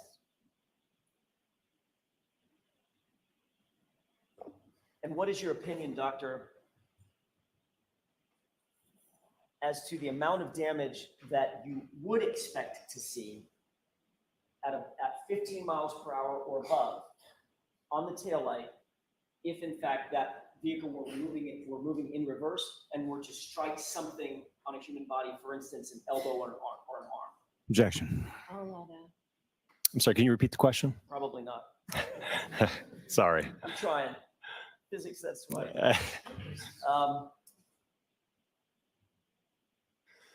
From your testing, what would you expect to see in terms of the damage to the right rear taillight if, in fact, that taillight were to make contact with a part of a human body, for instance, an elbow or an arm, at 15 miles an hour or above? What would the level of damage be as compared to the damage that you actually saw? Well, if we compare it to, again, looking at the drop test that we did with the hybrid head, which weighs about 10 pounds. So again, if we're talking about now a human arm that's comparable in that same weight, we certainly would expect to see a comparable level of force and damage. So as I mentioned, if the arm is outstretched across the right tail lamp and into the liftgate section, I would certainly expect to see deformation to that body paneling, even potentially the tail light on the liftgate itself and that chrome piece as well. Based on the entirety of your investigation, your entire team's investigation, all the testing that you did, all the biomechanical testing and the engineering and the physics testing that you did, in your expert opinion, was that taillight damaged by striking John O'Keefe on the head? Objection. Sustained. In your opinion, was the taillight damaged by either striking Mr. O'Keefe on the head or the arm? Objection. Sustained. Any reproach? Yes. You are muted.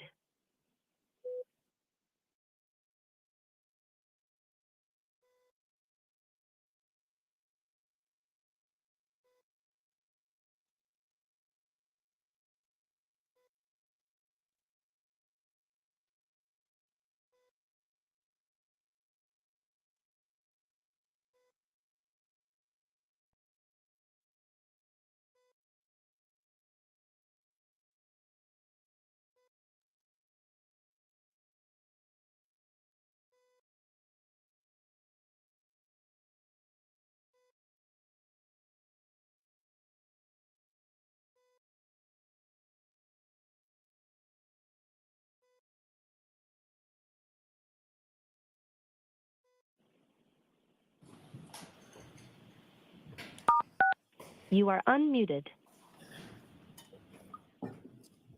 May I, Your Honor? Yes. Last question, Doctor. In your expert opinion, based on all your testing, is the damage to the taillight that you saw consistent with striking a human head? No.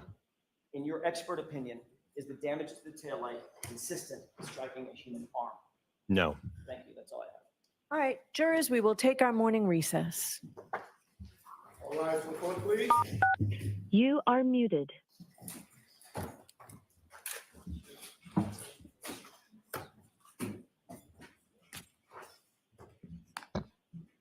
Follow me, please.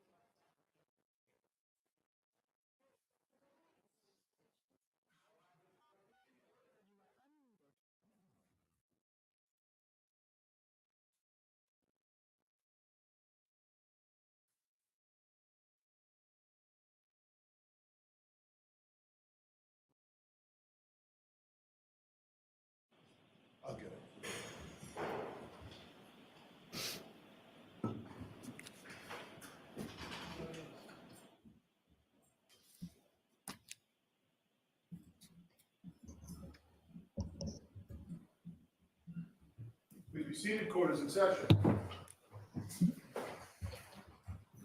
Right, Mr. Lally, whenever you're ready.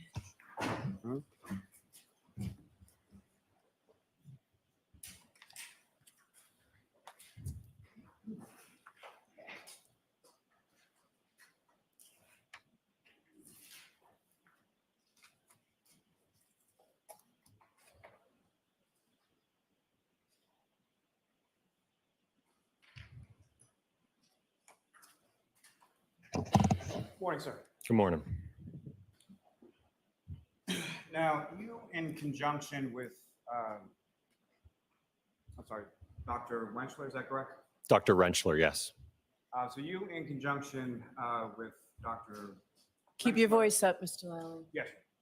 You in conjunction with Dr. Rentschler and Dr. Klein wrote a report in regard to your analysis here, correct? Correct. And doctor, that report was issued on February 12th, 2024, is that correct? Correct.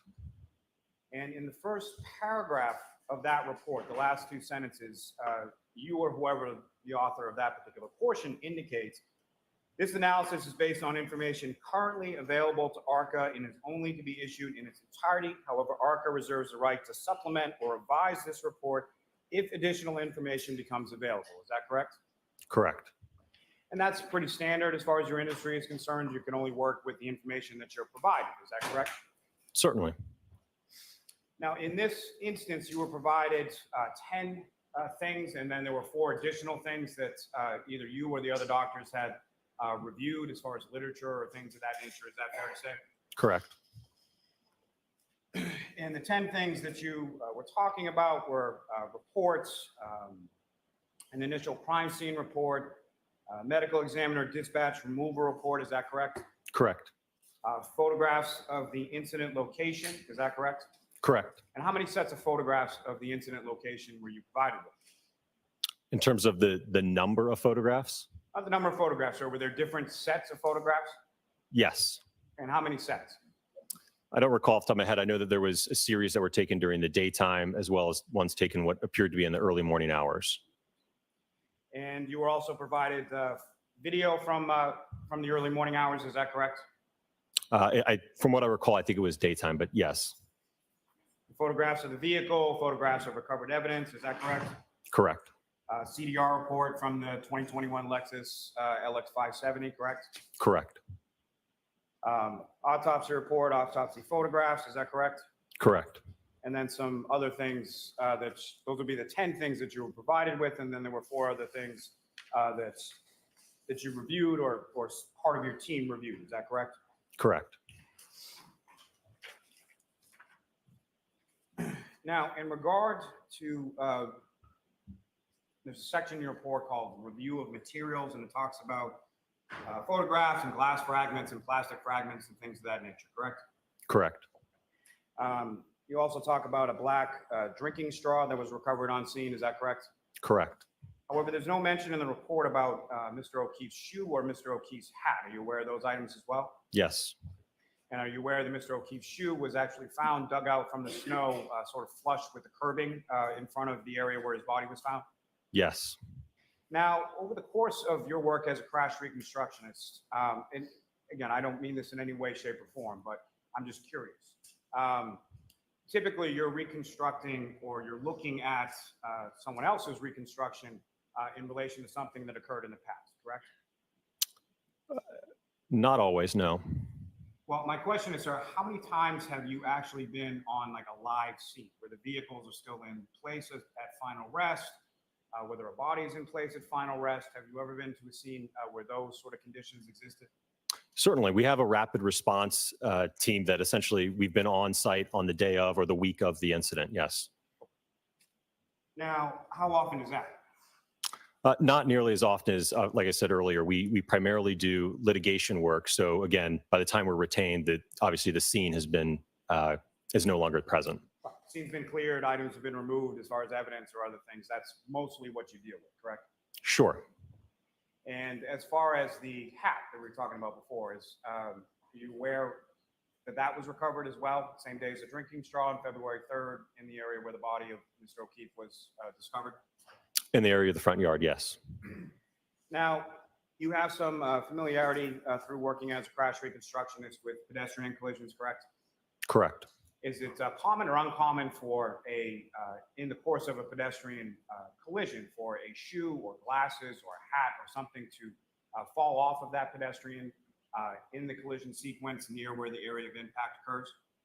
Well, I think that depends on the interaction between the two.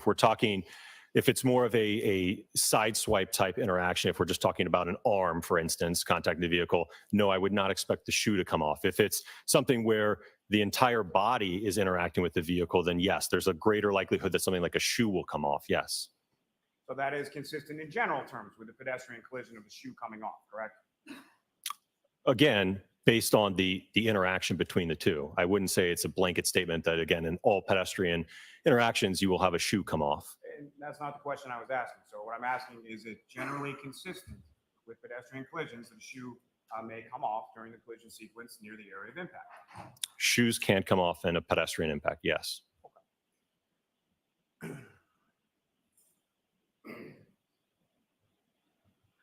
Now, again, you were testifying earlier about the damage to the Lexus being isolated in the area of the taillight, correct?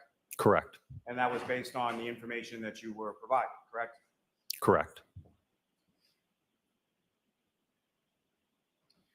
Now, with respect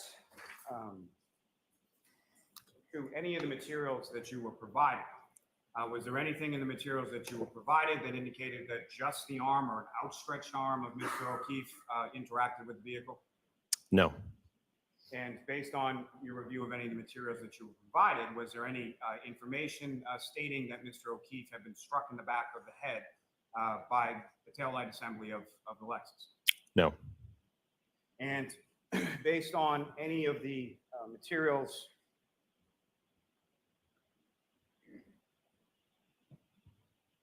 let me ask you, based on any of the materials that you provided, were you aware that Mr. O'Keefe is on video exiting from a bar minutes before crash occurs at approximately 12:11 a.m. holding a cocktail glass in his right hand?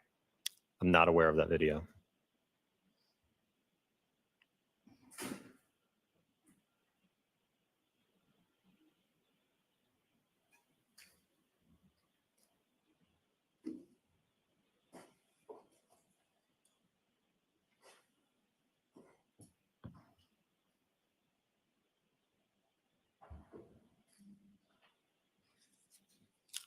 Now, other than the materials that we just went over, as far as the 10 things that you were provided, you weren't provided anything else, is that correct? That would be correct. And so sort of the questions that you endeavored to answer, those were questions that you didn't note from any of the materials that you were provided, is that correct? If I understand your question correctly, there was nothing in the material that indicated the questions we were to answer, if that's what your question was. That is my question. So there was nothing in there, is that correct? Correct. If I may have a moment, John? Yes.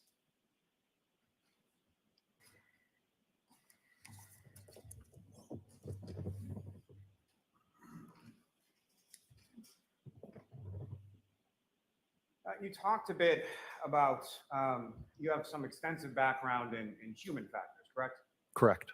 And as far as visibility, and in particular, have you ever conducted a visibility analysis? Absolutely, hundreds of times. And you talked a little bit about conspicuity, is that correct? Yes. And part of conspicuity, at least one of the factors, would be a reasonable expectation of, in particular, when you're talking about a pedestrian collision. Part of the conspicuity factors would include sort of a reasonable expectation that a pedestrian would be in the path of the vehicle. Is that fair to say? I don't understand your question. Sure. When you're talking about conspicuity or visibility analysis, in particular, you're talking about something called PRT, or perception reaction time, correct?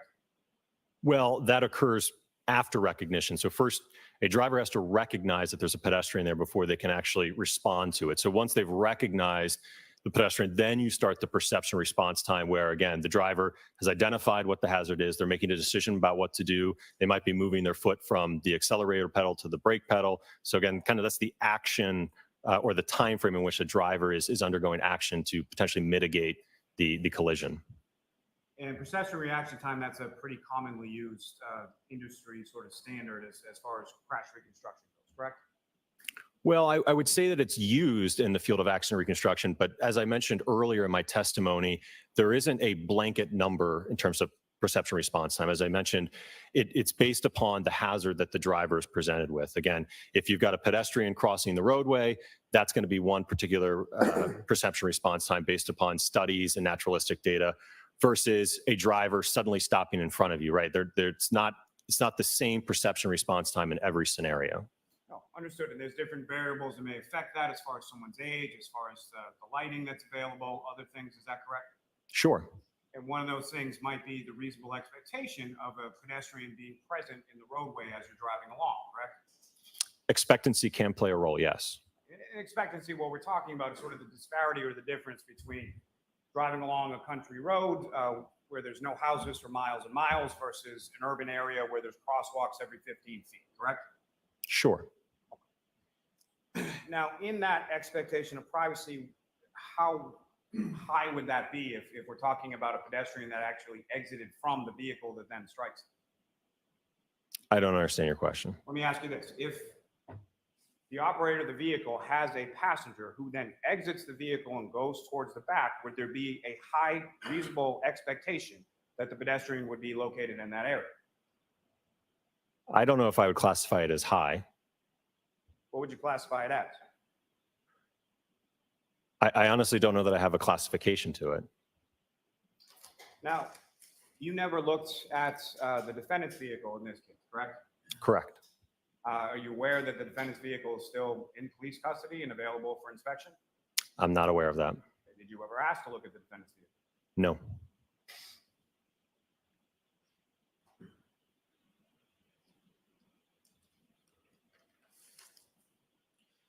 Now, a typical pedestrian strike, for the most part, involves a pedestrian in front of a vehicle as it's coming down a street. Is that fair to say?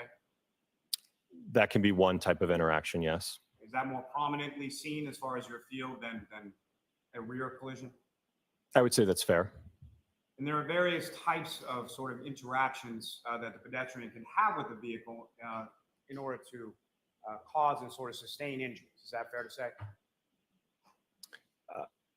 What I would say is that there's certainly, in terms of how the pedestrian interacts with the vehicle, in terms of whether they're being wrapped onto the vehicle or projected forward, certainly there's different types of interactions, yes. So there's like a wrap and forward projection type of collision sequence. Is that correct? Those are two common, yes. There's also something called a fender vault. Is that correct? Correct. And sort of how or where that pedestrian is positioned with relation to the vehicle is somehow or somewhat determinative of the injury sustained. Is that correct? It can be, yes.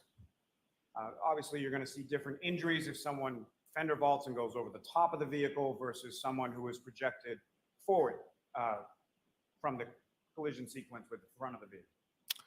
Just to clarify, again, in this matter, I was not assessing injuries. That was Dr. Rentschler. I don't have an opinion. What I'm saying is based on your experience, so that you understand that there's a difference in the injuries that you might expect based on the type of interaction that a pedestrian has with a vehicle. Yes. And then if someone is wrapping forward projected and then the vehicle overruns that person, there'd be a whole other host of injuries that you'd expect to see based on being overrun by the vehicle, correct? There could be, yes.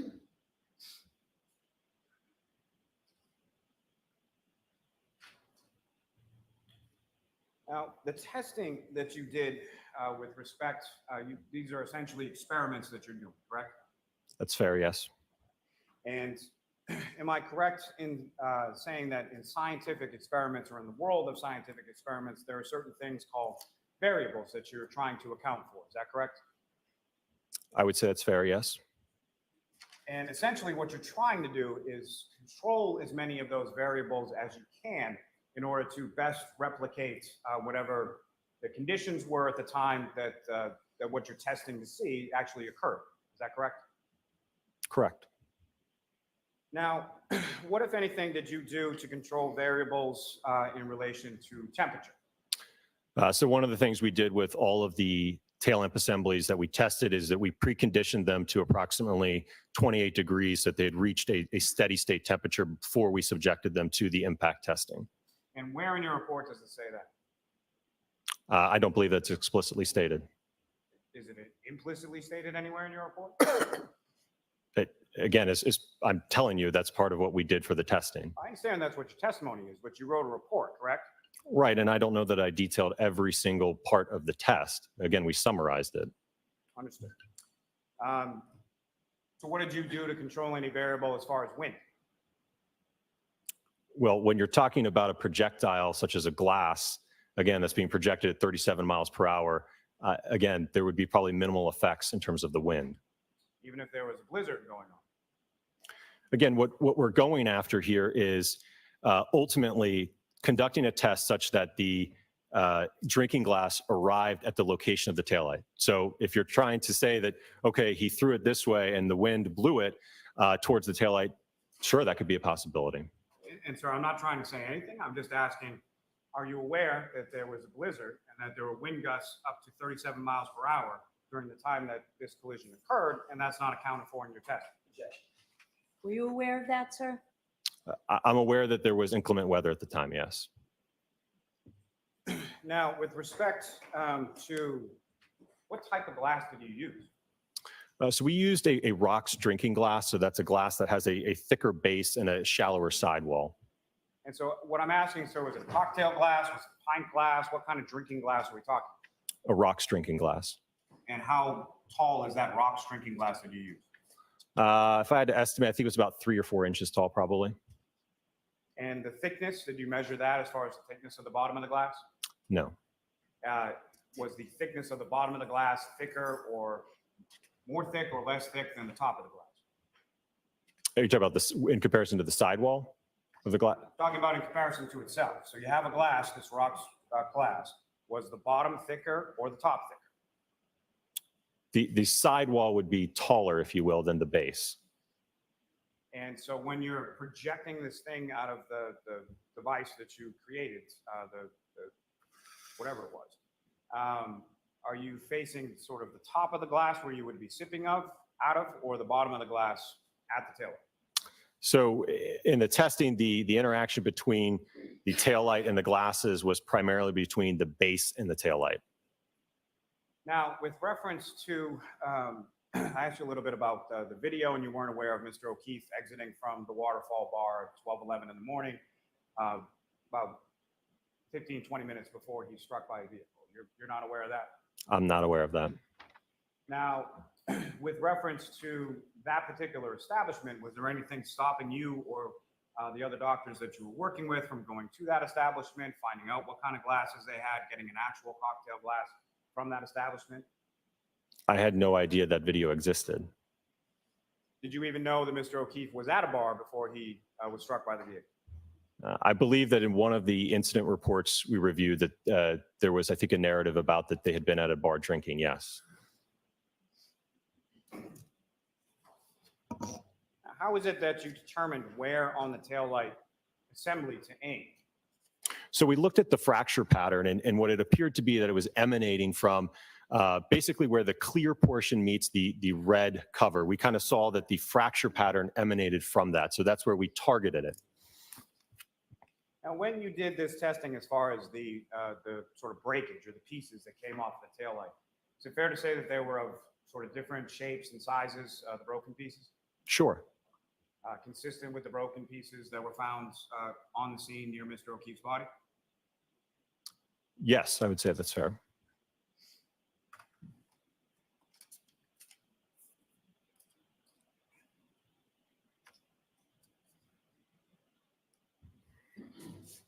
Now, I know you may not be the person for this, but just as far as your reviewed some of the autopsy report and medical findings in regard to Mr. O'Keefe, correct? Correct. And the injuries to Mr. O'Keefe were primarily on the right side of his body, correct? Correct. So there were injuries to his right arm and forearm, elbow area, correct? Correct. There was bruising to his right hand. Do you recall that? Yes. There was an abrasion to the outside or the posterior of his right leg near his knee. Do you recall that? I don't know that I recall that off the top of my head. And do you recall sort of the skull fracture or the laceration that immediately outside of the skull fracture was on sort of the right back of his head? Yes.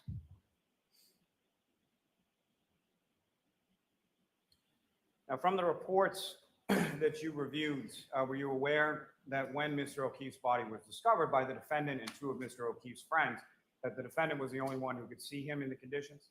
Objection. Sustained. As far as the lighting was concerned in that area where Mr. O'Keefe's body was found, are you aware there was no overhead street ambient lighting or anything like that? Objection. I'll allow that. I'm not aware of that. And you didn't do any visibility analysis or anything in relation to this case, correct? That wasn't a part of my scope in this case. Well, as far as part of your scope, did you define that you indicated earlier that there were questions that you didn't find in the materials that you asked and conducted experiments to prove or disprove, correct? Well, again, the entity that retained us in this asked us to evaluate whether or not the damage to the vehicle and the injuries to Mr. O'Keefe were consistent with the interaction or in interaction between the two. So you were at least somewhat restricted in the scope of what you could do based on the parameters given to you by the agency that hired you. Is that fair to say? Sure.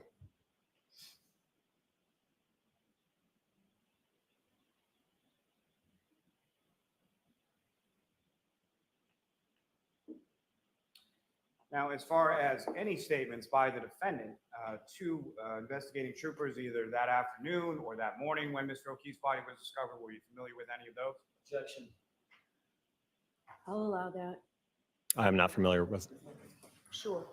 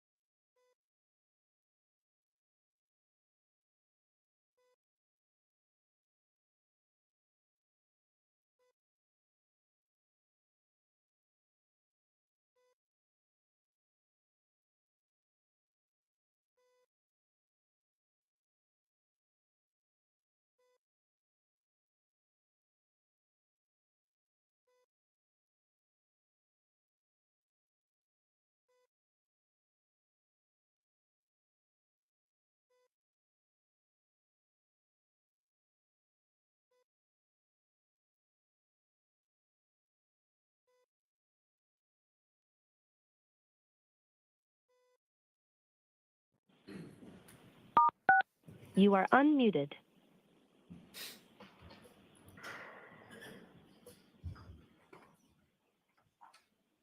So, doctor, with regard to the defendant's statements, at any point were you did you review materials, or were you made aware that the defendant said to multiple people on scene, "I hit him, I hit him, I hit him, I hit him"? I'm not aware of that.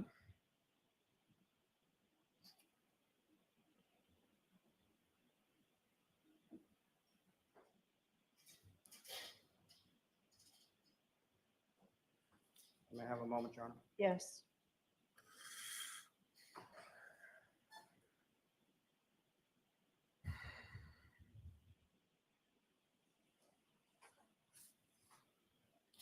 Now, within the reports that you and the other doctors submitted, there's an indication that if either Mr. O'Keefe's arm or head had interacted with the taillight, there'd be some expectation that either blood or DNA would be contained on that taillight. Is that correct? I believe, yes, that was stated in the report. And at any point were you made aware that Mr. O'Keefe's DNA actually was recovered from that taillight assembly from the defendant's vehicle? No, I was not.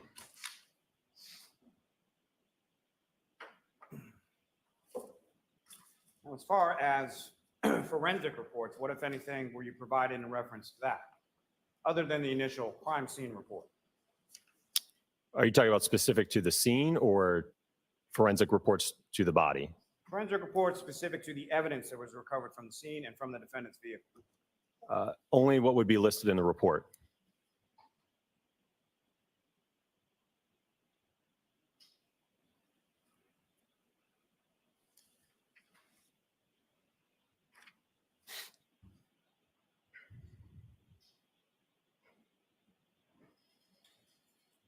Now, you indicated it's one of the materials that you were provided and you reviewed was the EDR event data, recorded data. The crash data retrieval report, yes. Now, were you shown anything as far as a crash reconstruction report from a trooper from the state police? No, And the EDR data that you observed, did that contain any sort of usable data? there was no events recovered on the black box. And with respect to there being no events recovered on the EDR or the black box in a pedestrian collision, is that unusual? It is not. And why not? Well, because you're talking about, excuse me, a very large weight difference between the vehicle and the pedestrian. So ultimately, what the vehicle is constantly monitoring is acceleration, which gets back to a term called delta V. So when the vehicle doesn't experience a big delta V, typically the threshold for a non-deployment event where you're not firing airbags or any safety mechanisms, but the vehicle wakes up and says, hey, there was something that I potentially hit, and it's usually at a threshold of about 5 miles per hour. So again, given the weight difference, we usually don't see delta Vs that high with pedestrians. And is that in some respects because what the EDR and what the safety restraint systems are designed to protect is the occupants of the vehicle, correct? That's fair, yes. I mean, there are more innovations as far as vehicles that are more modern or released earlier that have certain pedestrian or protections for other vehicles, but primarily what they're focused on is the occupants of the vehicle, correct? Correct. Now, at any point in time, were you shown any tech stream data, Toyota tech stream data from the defendant's vehicle? No. So you weren't shown any data indicating that the defendant's vehicle was being operated in reverse. The objection sustained. Next question.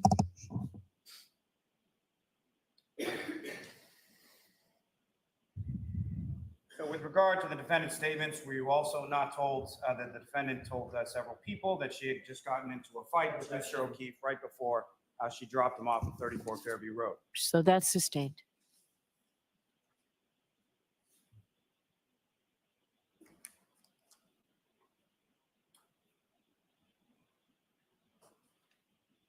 Now, with regard to pedestrian collisions, you're familiar with sort of the physics term, I'm presuming, doctor, as far as like center of mass? Yes. And what kind of role does a center of mass for a pedestrian play in relation to center of mass of a vehicle as far as how the two interact? Well, it depends, again, on the vehicle structure. And again, when you're talking about where's the hood height, the bumper height, and the CG or the center of gravity of the pedestrian, that, again, will kind of dictate how they interact with the between the vehicle and the pedestrian. Now, typically, a typical pedestrian collision, again, that we were speaking about before, is in relation to a pedestrian struck by the front of a vehicle, correct? Correct. And so in a typical pedestrian collision, that involves more of an assumption of the velocity of the striking vehicle than you would see occur in sort of a side swipe. Is that correct? I'm sorry, can you repeat the question? Sure. In a typical pedestrian collision, that would involve more of an assumption of the velocity of the striking vehicle by the pedestrian than you would see in a typical side swipe collision. Is that correct? If I understand your question correctly, yes. If the vehicle is striking the center of gravity of a pedestrian as opposed to just, for instance, a limb, yes, the center of gravity or the body will be accelerated up to that speed. Now, with respect to the defendant's vehicle, again, you never actually looked at the defendant's vehicle. Is that correct? It wasn't necessary. And did you look at the actual taillight housing from the defendant's vehicle? I had sufficient photographs of the taillight. Did you ever look at the actual physical broken pieces of the taillight from the defendant's vehicle? Again, I had sufficient photographs that documented the fragments and pieced them together. And you're aware, at least, that the fragments that were recovered on scene were then sort of put back together and overlaid over the taillight housing that was taken from the defendant's vehicle? Yes. And through any of the pictures of the photos that you observed, did you ever see a piece of metal protruding underneath the broken and shattered plastic pieces from the taillight? I believe it was a plastic chrome piece.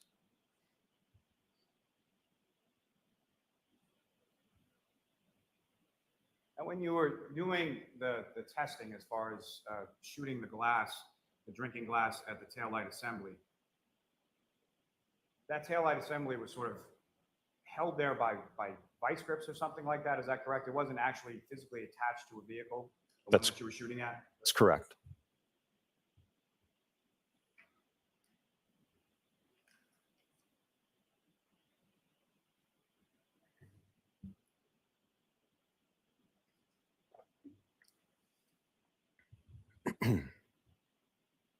Now, as far as that, you're familiar with, there was a piece of a broken drinking glass that was recovered from the same area of where Mr. O'Keefe was found. Is that correct? Amongst the fragments of the taillight, yes.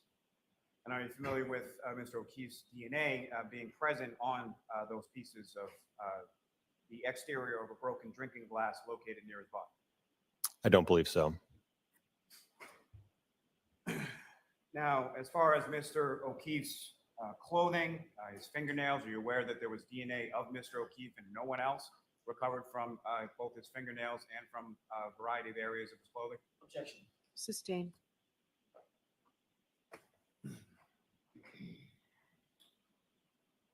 Now, from the crime scene reports that you reviewed, are you aware that there was human hair that was located on the right rear quarter panel near the dent that you were talking about? Objection.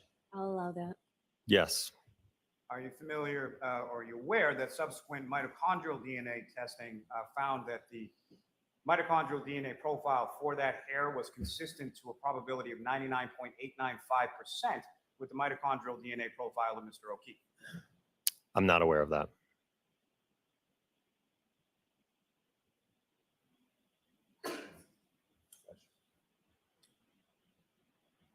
Now, were you also aware that the broken drinking glass with Mr. O'Keefe's DNA on it was found to be consistent with the broken drinking glass pieces that were found in the street? Objection. I'll allow that. Can you repeat the question? Sure. Were you aware that the pieces from the exterior of the broken drinking glass found near Mr. O'Keefe's body with his DNA on it were then found to be consistent with pieces of broken drinking glass that were located in the street of 34 Fairview Road? Yes.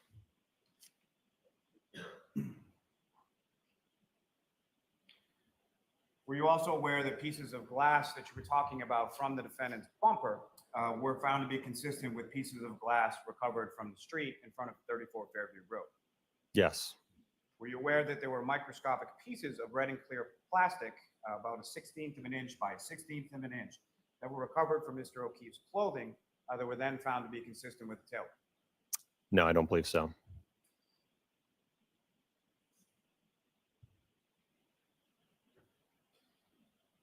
Now, as far as, again, you weren't provided with any sort of reconstruction report from a Trooper Paul from the state police?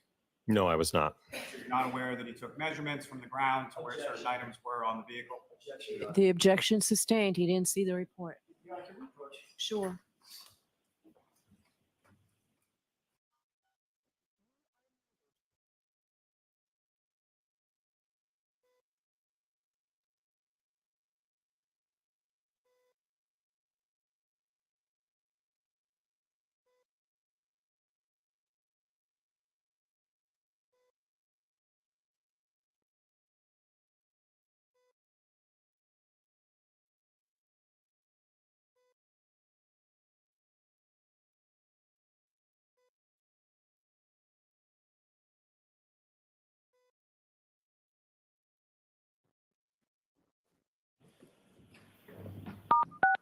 You are unmuted. Yes.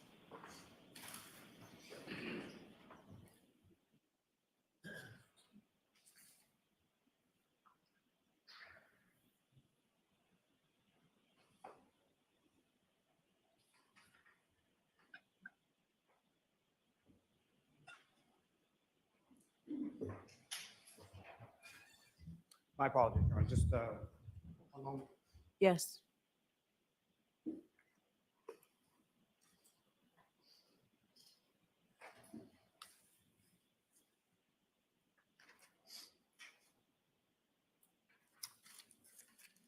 Now, Doctor, in the course of your analysis or review of materials here, were you ever provided with a video of the defendant backing out of a garage and making contact with Mr. O'Keefe's vehicle in his driveway at about 5:07 in the morning on January 29th? No.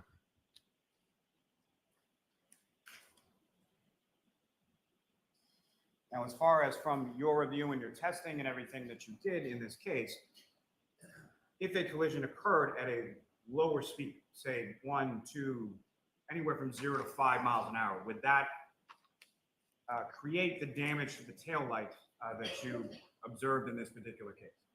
At that speed, no.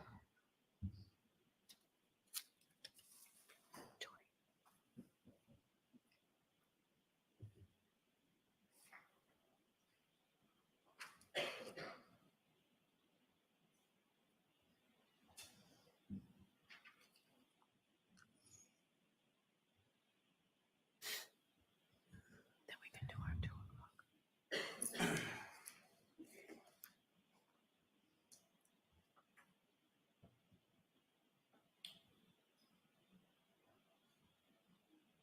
So there were about 10 items that you were provided that you reviewed, is that correct? Correct. And a number of different items that I just asked you about that you weren't provided with or you weren't aware of, correct? Correct. And again, in your report, in the very first paragraph, you indicate, however, ARCA reserves the right to supplement or revise this report if additional information becomes available, correct? Correct. I have nothing further. All right, Mr. Jackson? Thank you, Your Honor. Very briefly, Dr. Wolf, you were asked on cross-examination a couple of questions about hair, DNA on the outside of the taillight lens, I'm sorry, the taillight housing, and glass material. You recall that? Yes. Does any of that change your opinion about your opinions and conclusions in this case? Objection. I'll allow that. Absolutely not. What is your conclusion as to whether or not the damage to the vehicle and the injuries to the human being are consistent or inconsistent with the vehicle interaction? Objection. Sustained. All right, Dr. Wolf, you are all set, sir. Thank you.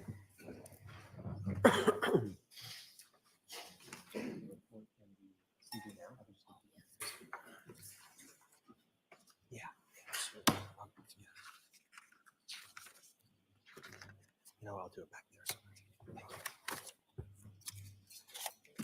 Yeah, no problem.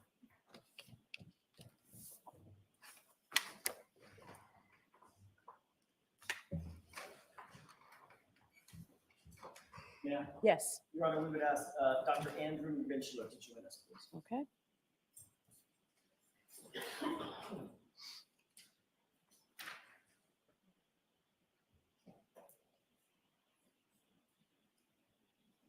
While he's coming in, just very quickly about scheduling.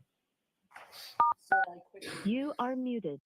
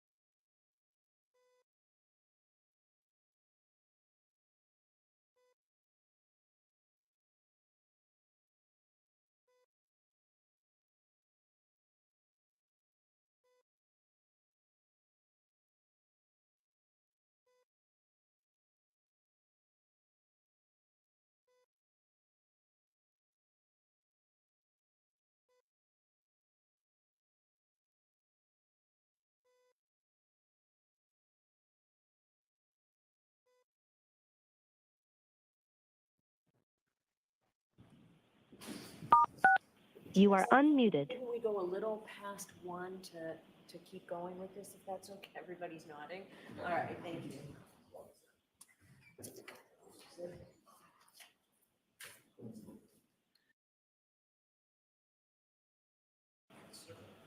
stand and face the clerk. You solemnly swear the evidence given to the court and jury in the case now in hearing shall be the truth, the whole truth, and nothing but the truth, so help you God. I do. Thank you.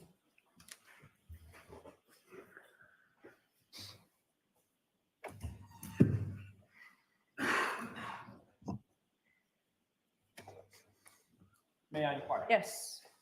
Doctor, could you please state your first and last name, spelling your last name for the record? Certainly. Andrew Rentschler, Rentschler. And what do you do for a living, sir? I'm a biomechanical engineer and accident reconstructionist. And who do you work for? I work for a company called ARCA LLC. How long have you been in that position as working for ARCA, first of all? I've been with ARCA for about 16 and a half years now. And you indicated that you're the director of biomechanics and human factors, is that right? I am. I'm a vice president and the director of biomechanics for the Midwest Division. Can you tell us what education, training, and background qualifies you to perform your duties as the director for biomechanics and human factors? Sure. Well, I've got my BS in mechanical engineering with a minor in biomedical engineering from Carnegie Mellon University in 1995. I then went on to get my master's in bioengineering and biomechanical engineering from the University of Pittsburgh in 2002. And then I went to get my doctorate or my PhD in bioengineering and biomechanics from the University of Pittsburgh in 2004. Doctor, do you specialize in research and analysis to evaluate specifically the study of the relationships between crash injuries and crash forces? I do, yes, sir. And when I say crash injuries, we're talking about to human beings. That's right. Injuries to human beings, whether it be, in a crash, motor vehicle accident, slip and fall, industrial, any type of setting where there's an injury to the human body, I evaluate basically that event and the mechanisms responsible for producing those types of injuries. Doctor, does it also include the study of and understanding of human kinematics, It does, yes. as well as human tolerances? Yes, sir. We all know what tolerances mean. What does kinematics mean? So kinematics is really just the motion of the human body, and it's the study of the human body, how the body moves under different circumstances, whether you're in a car that's struck from behind, what direction will your body move, slip and fall, how will your body rotate and move. It's really looking at the motion and the response of the body. Are you certified by any professional associations?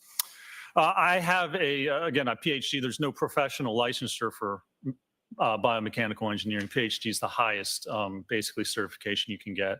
And I'm also a member of SAE, Society of Automotive Engineers, as well as the American Society for Mechanical Engineers. Have you received additional training and education in further beyond your PhD and the associations that we just talked about? I have, yes, sir. Can you describe, without going through all the detail, describe the kind of continuing education that you engage in?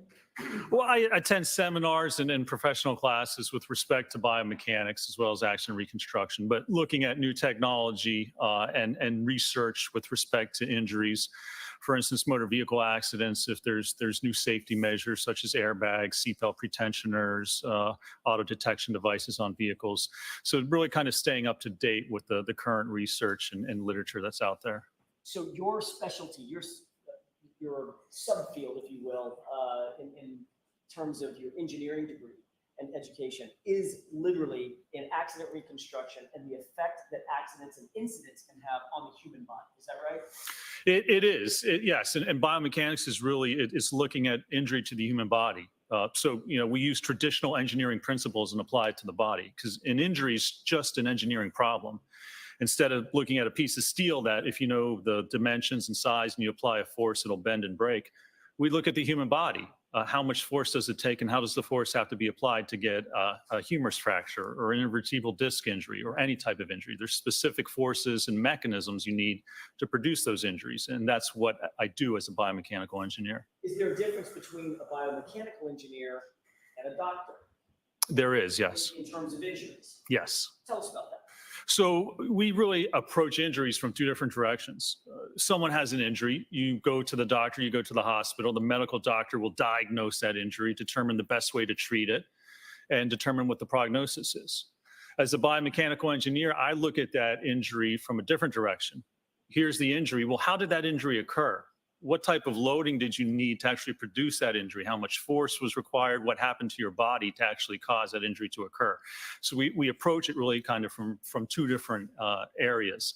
And certainly the doctors diagnose the injuries and determine what they are. And then the biomechanical engineer will come in and we'll look at that injury. And not only how's it produced, but ultimately our hope is to mitigate and prevent injuries from occurring, whether in motor vehicle accidents, sports settings, industrial settings, anywhere there's an interaction with the body and the environment, we want to try and make it safer for individuals. So you're not diagnosing an injury as much as you are trying to figure out the mechanics and the forces behind the injury. Is that right? That's right. I'm not a medical doctor. I wouldn't diagnose an injury, but given an injury, I understand the mechanics of how that injury is produced and what you need to actually cause that injury to happen. Are you also published in the field of biomechanics and or engineering? I am, yes, sir. Can you describe that? real quick? When I did my graduate work at the University of Pittsburgh, I worked at a place called the Human Engineering Research Lab. And it was associated with the VA in Pittsburgh as well as the University of Pittsburgh. And so we looked at people with disabilities. Well, one of the big things that we did, or one of the major points, was people in wheelchairs. So if you have to propel a manual wheelchair, you put a lot of stress and force on the arm, the shoulder, the elbow, the hands, carpal tunnel. So we look at the injuries that are produced during those types of events.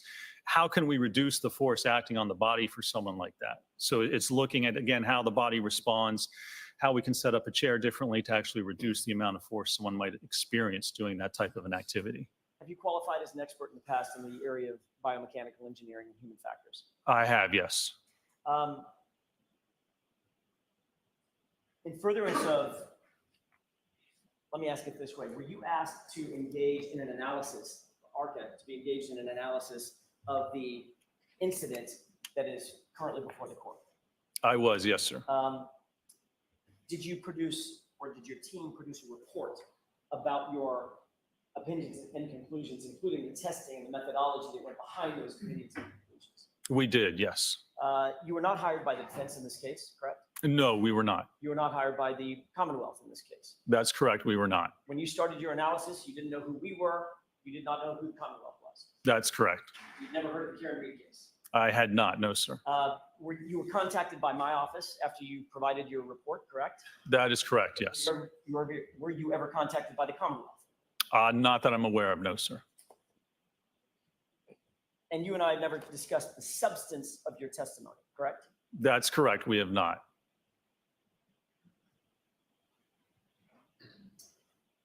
Would you consider that your analyses, your conclusions and opinions in this case are completely independent of any party in this room? Objection. Sustained. You've not been paid by the defense, is that right? I have not, no, sir. And you do not answer to us in any way? I do not. That's correct. You indicated that you and your team were asked to undertake a review of the circumstances. What exactly did you review in coming to your opinions and conclusions and performing the tests that you performed? Well, we looked at, there was police reports with respect to the incident, medical records for Mr. O'Keefe, as well as the autopsy report, photographs of the evidence in this case involving the Lexus, the tail light, the incident scene where the evidence was found, as well as some other documentation. And you also worked with Dr. Wolf, who just left the courtroom, correct? I did, yes. Did you two have sort of a distinct role in, although working as a team, a distinct role in making determinations and conclusions about the incident? That we did. There was a distinction. Certainly some of our work overlap, but there was a distinction with what each of us actually did and performed with respect to this case. Following your review and your investigation and analysis, did you make any determination as to whether any of the injuries suffered by Mr. O'Keefe in this case were consistent with producing the damage that was seen on the SUV? I did, yes, sir. And what did you base your opinion on? My opinion was based on certainly the medical records, the description of what the injuries were, the damage that we have to the Lexus, primarily the right rear tail light cover, as well as we performed testing to evaluate the strength of that taillight cover and look at the damage associated with different types of impacts. And also to look at the overall evidence of where everything was found, where Mr. O'Keefe was found, what the injuries were, how they may or may not have occurred based on the damage we have to the vehicle. So did you look specifically to find whether or not you could determine the forces required for Mr. O'Keefe to suffer the injuries that you saw in the records, medical records, et cetera? I did, yes. I determined in my analysis whether there was sufficient force with that damaged taillight and interaction with that taillight to produce any of the injuries that were listed or diagnosed in the autopsy report and the medical records. What, generally speaking, what injuries would you expect to see in a vehicle pedestrian interaction at, say, 24 miles per hour? Objection. I'll allow that, just generally, doctor, if you would, please. Yes, Your Honor. So 24 miles an hour, once you get up to that speed, you start to see fractures. You see significant ligament and tendon damage. I mean, usually about 15 mile an hour impact is where you start to see damage to, for instance, the leg and the knee. At that speed, you're going to produce, if you impact the vehicle, you're going to produce upwards of 1,000 pounds of force on the body, depending on what part of your body impacts the vehicle. So certainly at 25 miles an hour, you start to see significant injuries occur. Is that true for any part of the body that is struck, whether it's center mass or an extremity? 1,000 pounds of force because of the speed of the vehicle? Well, yes. So force is equal, Newton's second law, force is equal to mass times acceleration. So the acceleration is going to be the same.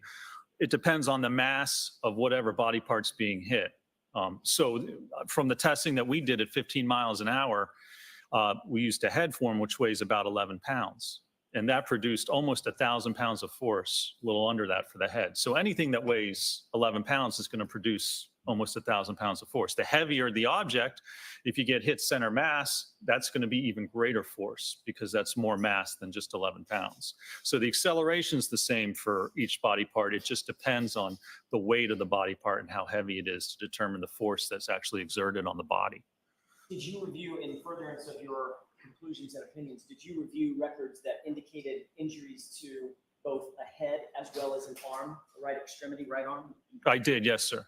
Taking those one at a time, is the injury to the head that you saw consistent with having been struck by a vehicle at 24 miles per hour? It is not, no, sir. Can you explain why that is? There's a couple of reasons. First of all, and the main reason is that to get the injury, it was a fracture at the occipital region of the head, which is basically on the back bottom part of the head. So in order to have that part of the head contacted by the taillight, you would somehow have to have a configuration or be standing in a manner that the rest of your body doesn't get hit because there's no other significant injuries to the body. If there's enough force to cause a skull fracture, then there's going to be certainly enough force to cause injury to the rest of the body. So first of all, you have to determine how could you configure somebody could actually be standing to have only the head impacted, the back of the head. And even if that was the case, if somebody positioned themselves in such a manner to have that occur, you're still going to see other injuries related to that. For instance, with the cervical spine, over 1,000 pounds of force acting on the head, you're going to get significant cervical injuries, fractures, disc injuries, tendon and ligament injuries. So the fact that we only have that head injury and only damage to the occipital portion of the skull is inconsistent in this case with being struck by that tail light. And then there's also the evidence that we saw when we did the testing at 15 miles an hour, where we dropped the head form. So that would be akin or like a vehicle backing up at 15 miles an hour hitting the head. We had more damage to the tail light in that test than what we saw with the subject tail light cover. So if you're going 24 or 25 miles an hour, even faster, you're going to see even greater damage, greater fracturing of that rear tail light. And we just don't have that in this case. So both the physical evidence as well as looking at the biomechanical aspects of it are inconsistent with that head injury occurring due to impact with the rear of the Lexus. Shifting to the arm, are the same forces at play if instead of the head making contact with the taillight, it's an outstretched arm, for instance, at the elbow area of a human being, the person 73 inches tall, weighing 215 pounds? Objection. The objection sustained. Ask it differently. Mr. Sure. Jackson. shifting to the arm are the same forces at play if instead of making contact with a head, you make contact with an arm, an outstretched arm. They are. I just explained the force is mass times acceleration. So if the arm weighs the same as the head, you're still going to get that same force, almost 1,000 pounds. Does the arm weigh the same as the head? It does actually, almost identical, because your arm, just one of your arms, including the hand, forearm, and upper arm, is about 5% of your total body weight. So for someone who weighs 216 pounds, that comes out to about 10.8 pounds. So your arm, basically your whole arm, is about the same, weighs the same as your head. So is your analysis the same then if the arm, close to an 11-pound arm, made contact with the taillight traveling at 24 miles an hour, sorry, at 15 miles an hour, would you expect even more damage to the taillight at a higher speed? Objection. I'll allow it. Watch the leading though. Sure. Yes, you would. If it's higher than 15 miles an hour and you have an arm actually striking that taillight, you're going to get even more significant fracturing, more damage to that taillight at a higher speed than what we saw. So was the taillight damage consistent or inconsistent with striking an arm? Our findings was it's inconsistent for a number of reasons, but it's inconsistent with striking the arm. Yes, sir. I want to shift back to the head injury that you saw. Was the head injury that you saw consistent with falling backward from a standing position onto a rigid surface? That's certainly one of the possible scenarios. That would create the injury mechanism. You fall backwards, strike your head on concrete.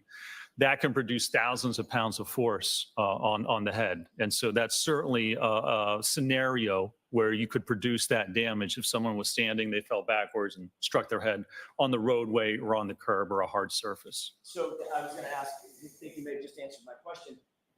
Those kinds of force multipliers require a hard and rigid surface or not? They do, yes, sir. So grass and dirt would not produce the same sort of force? Grass and dirt, no, that would certainly not produce the same amount of force as hitting your head on concrete. And if it was grass and dirt with a little bit of snow on the top of it, what effect is that? That's going to dampen and lessen the force even more so. What injuries, I want to shift back to the arm. I know I'm going back and forth, but bear with me. Talking about the arm, if presuming a strike at, say, 24 miles an hour on just the arm, what kind of damage would you expect to see on the arm, irrespective of the vehicle? You can see significant damage on the arm, especially if it hits at that taillight. Enough force to actually cause fracture of that taillight, that force is going to be concentrated at an initial point. And you're going to see at that point, you're going to see probably the most damage to the arm and to the skin there. So remember, at 15 miles an hour, that's about almost 1,000 pounds. So 24, 25, it's even greater. So that amount of force on the arm, certainly you're going to see extensive subcutaneous lacerations, bruising, contusions. You're going to see most likely fracture of the arm as well.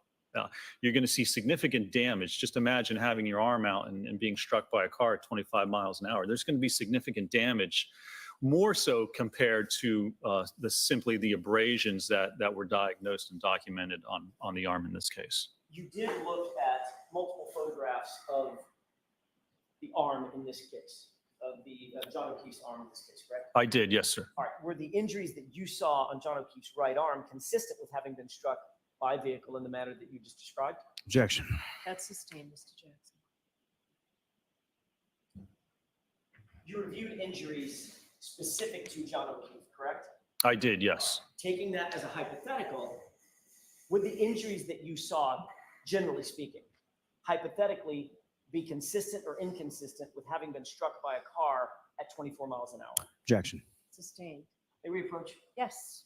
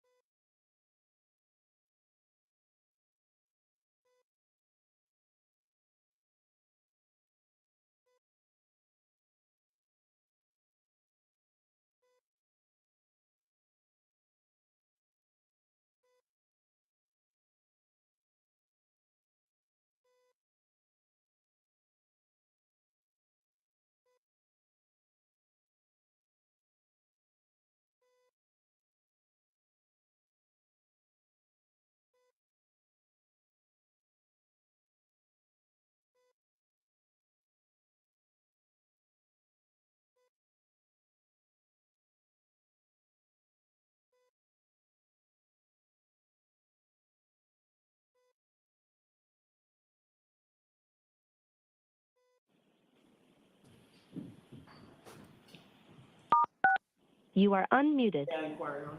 Yes. Thank you. Uh, If you were to presume, for purposes of my question, that an arm was struck by a vehicle, taillight traveling at 24 miles an hour or thereabouts, would you expect to see patterned abrasions with no bruising? Objection. Or just, what would he expect to see? What would you expect to see? So again, I would expect to see significant trauma to the skin, to the bone, to the tendons. I wouldn't expect to see just abrasions, pattern abrasions. I mean, abrasion by very definition means that it's trauma to the skin, which is created through rubbing or grinding or friction. So it's basically something rubbing against the skin that basically wears away that top layer of skin. It's not blunt force trauma. If you have blunt force trauma, that produces a contusion or a bruising. It's not a laceration type injury where we have a cutting injury that actually produces a cut or a significant laceration. It's really just rubbing along the skin. So that would be inconsistent. If you have an arm that's actually struck at 25 miles an hour, you're going to have significantly greater damage, especially if there's a taillight that shatters. So you have the taillight coming in, it's hitting the arm and it's moving forward into the arm. So if that actually caused fracturing of the taillight, then parts of that taillight are going to be pushed into the arm and likely embedded into the arm as the vehicle continues forward and pushes the arm out of the way. I didn't see any of that, basically just superficial abrasions, which all appear to have a similar amount of force. There's not a difference. That's the other thing. If you had a taillight shatter and explode on an arm, you would have some areas where you would have very deep contusions or lacerations, others lighter areas. But when you look at the abrasions that were noted in this case, they all appear to be of the same force, generally the same direction and the same severity, which would be inconsistent, in my opinion, with being struck at 25 miles an hour. Generally speaking, do you look for consistency in size of an object striking a body and the injury that the body suffers from being struck by the object? Absolutely. Yeah. I mean, size is a big part of it, certainly. Yes. So did you do any measurements of the size of the taillight, the width of the taillight that was shattered? Yes. And what was that width, if you can recall? I think the width we looked at was maybe 6 inches or so. In review of your, in coming to your opinions and conclusions, did you look at the arm of John O'Keefe just sort of laid out, straight out? I did, yes, sir. Did you see where the injury started and stopped, or began and ended, however you want to put it, in terms of size? Yes, I mean, it started from the upper arm and then extended down into the forearm, which was greater than 12 inches of length, where you see those injuries and those abrasions occur. Did you come to any conclusions or opinions concerning the size differential between the taillight and the injuries that you see? Objection. Sustained. Generally speaking, would you expect if there was an injuring event that the size of the injury would be consistent with the thing that produced the injury? Yes, generally speaking, you would certainly expect that. And again, you would normally and usually be able to see an initial point of contact, because that's where the most force is going to occur, where it causes that taillight to break. So you would have an area of severe damage, and then it would extend out likely to the edges of where it would contact the rest of the taillight. From a biomechanics and or a physics standpoint, engineering standpoint, is it reasonable if someone is standing with their arm extended to be hit by a moving vehicle at, say, 25 miles an hour, and the body, the center mass of the body, to be projected? Objection. Ask it differently. Is it consistent in your view with engineering principles and physics principles that you know, if an arm is hit, extended, not the body, just the arm is struck, for the body then to be projected? Objection. I'll allow that. It's not, no. So if we have contact, your arm's out, and we have contact to the arm. I mean, first of all, it's a ball and socket joint. So the arm can move independently of the rest of the body. So with enough force, even if you're contracting your arm and trying to hold it out as tight as possible, it's going to overcome that muscular contraction and basically just move the arm. But secondly, it all depends on your center of mass. The center of mass is kind of the equilibrium point of your body, of where your weight's distributed. And for most normal people, the center of mass occurs at your umbilicus or your belly button. So wherever your belly button goes, that's where your body's going to move. They teach this to football players, right? If you're a defensive back and a running back comes around the corner and it's you against him, they tell them or they teach them to watch the waist and watch the belly button. It doesn't matter what your head or your arms do or what their feet do. Wherever their belly button goes, that's where they're going to go. So that's what you want to tackle. So even if you had your arm straight out, again, we said it would move because of the joint, but let's assume you had a metal pole sticking out of your arm, out of your body instead of your arm, and that metal pole gets hit. What's going to happen to your body? It's just going to spin around, right? Because it's producing a moment arm, which produces a torque on the body. So your body's going to basically spin. In order to get the body, or the complete body, over, for instance, 10, 20, 30 feet into the yard, you need a force acting at the center of mass. You need an external force pushing the body that way.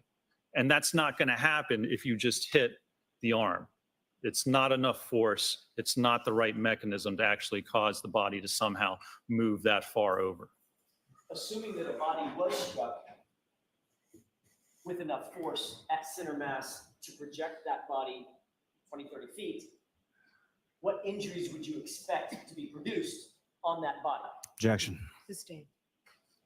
If you did have a body that was projected a distance, what injuries from a car, what injuries would you expect to see on the body?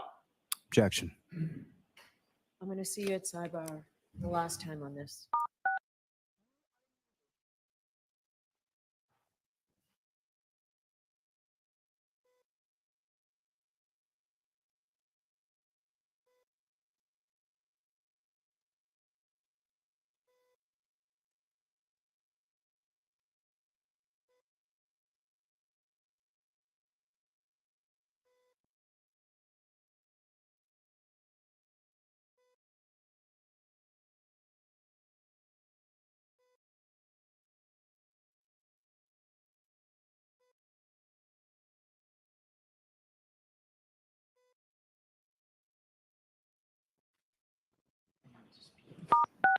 You are unmuted.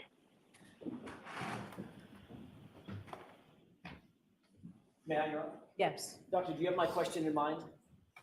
You need me to repeat it? Maybe repeat it, yeah. Easy for you to say.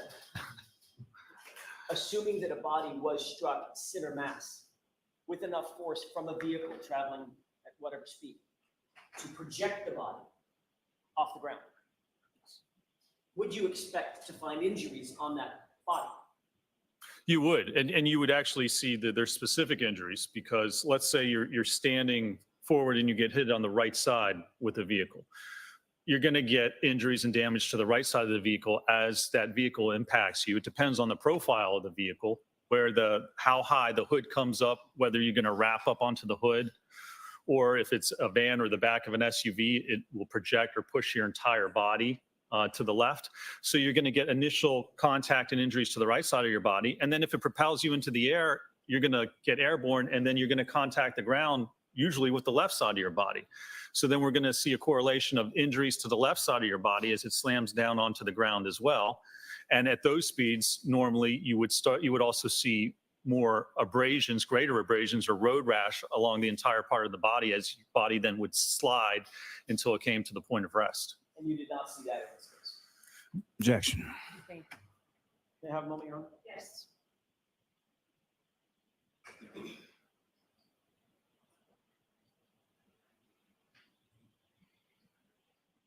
Thank you, Your Honor. I have nothing further for this witness. Ms. Tilali?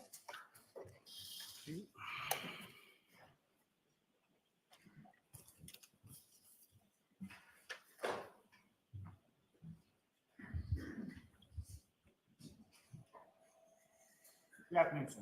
Good afternoon. Now, you, in conjunction with the other doctors on your team that conducted the analysis and testing in this case, you wrote a report, is that right? We did, yes, sir. And that report, excuse me, was issued on February 12th, 2024, is that correct? I believe that's correct, yes. And within the first paragraph of that report, the last two sentences state, This analysis is based on information currently available to ARCA and is only to be only to be issued in its entirety. However, ARCA reserves the right to supplement or revise this report if additional information becomes available. Is that correct? I believe that's correct. Yes, sir. Now, the information that you received and that you reviewed either individually or as a team, that included some state police reports. Is that correct? Yes, sir. Some Canton Police Department reports, correct? Yes, Some scene photos. Is that correct? that's correct. Yes, Medical examiner dispatch removal report. Is that right? I believe so. Yes, sir. Some videos from the location of 34 Fairview Road. Is that right? Yes, sir. Some photographs of the defendant's vehicle, the 2021 Lexus LX 570. Is that correct? Yes, sir. Photographs of evidence that was recovered from the scene. Is that correct? That's correct. Yes. CDR report from the defendant's Lexus. Yes, sir. And then essentially there were some other materials, whether they be literature or other things that you and your team of other doctors reviewed over the course of formulating your opinions in this case, correct? That's correct. Yes, sir.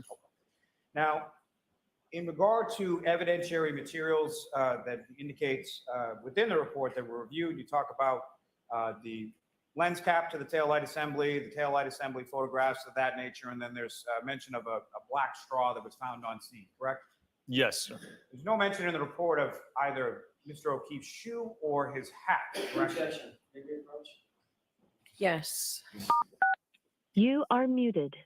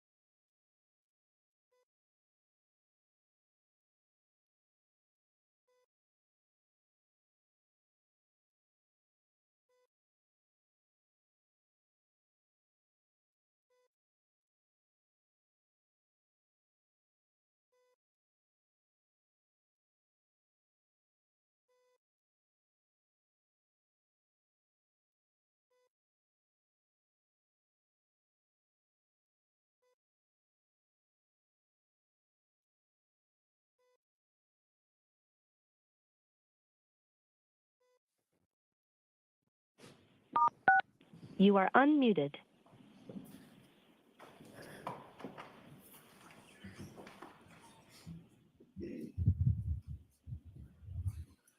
Do you need a couple of minutes, Mr. Lally, or do you need a minute? No, it's fine, no. Thank you, Doc.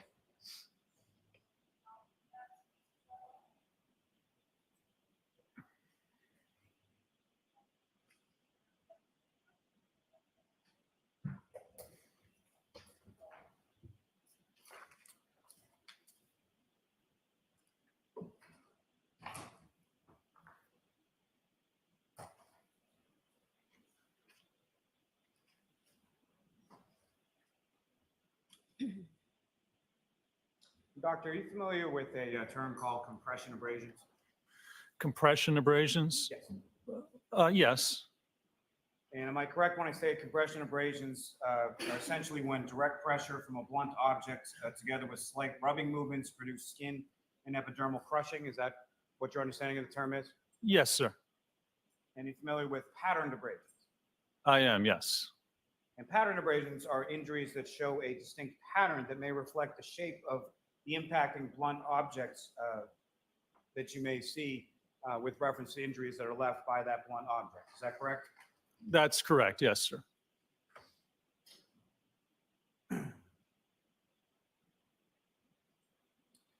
Now, as far as in general terms, from what you reviewed, at any point in time, did you look at a state police reconstruction report? I don't believe that I did, no, sir. You weren't provided with that, is that correct? That's correct. I don't believe so. You weren't provided with any sort of forensic reports, DNA or anything like that, is that correct? I don't believe so, no, sir.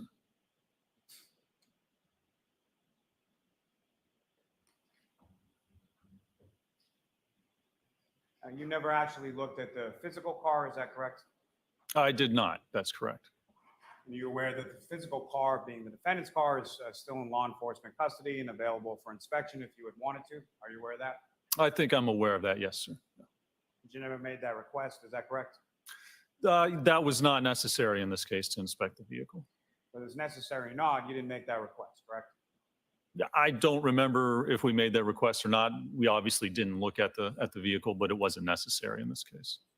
Did you ever look at the actual taillight pieces or the taillight housing, is that correct? Not the actual. We looked at photographs of the evidence, yes.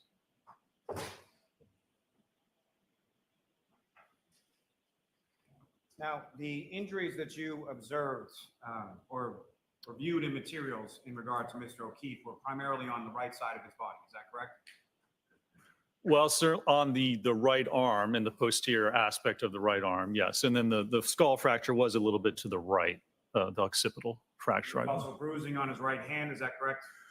There was bruising on the back of his right hand, On the yes. dorsal aspect? Yes, correct. And there was also bruising on sort of the posterior of his right knee, is that correct? There was a small bruise, I believe, yes, sir.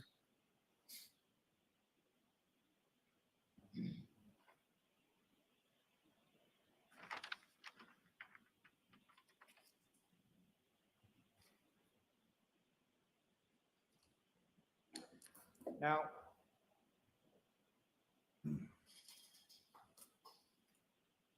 with respect to within your report, you talk about the numerous linear abrasions on the posterior of Mr. O'Keefe's right arm and forearm, correct? Yes, sir. And in relation to those injuries, there's a sentence in which you or whoever authored this part of the report, I'm assuming it's you, indicate that furthermore, any such injuries would be highly improbable if Mr. O'Keefe was wearing a jacket, correct? Yes, sir. Are you aware that Mr. O'Keefe was not wearing a jacket other than a long sleeve sort of hooded shirt? I believe that came to light afterwards. Again, it doesn't affect my actual opinions in this case, but it was a sentence added in there, yes, sir. And so also within your report, same paragraph, you indicate blood and DNA transfer would also be highly probable under such circumstances, none of which were reportedly found on the tail lamp assembly or any of the fractured pieces, correct? Correct. Are you aware that DNA consistent with that of Mr. O'Keefe was actually found on the tail light housing from the defendant's vehicle? I am aware after we wrote or issued the report that it became known to us that I believe DNA was tested and some DNA was found, I believe a small amount. I don't believe any blood evidence was located or found on any pieces, but there was indication of DNA on the taillight housing.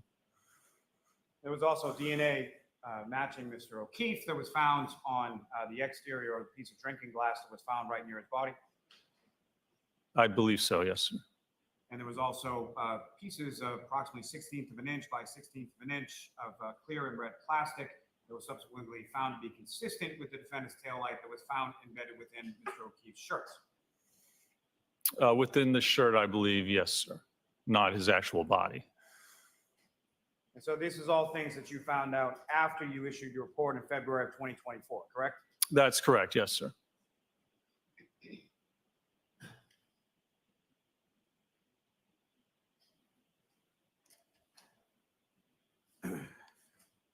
Now, when you were talking about the injuries to the back of the head of Mr. O'Keefe, consistent with coming in contact with a hard surface, correct? Yes, sir. Would that hard surface include if the ground was frozen?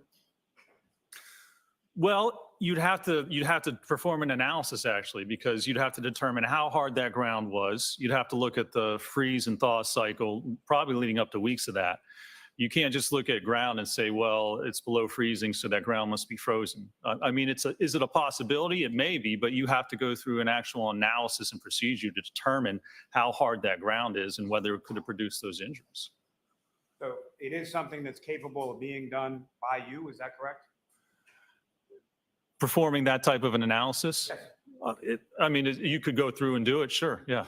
And you didn't do it, correct?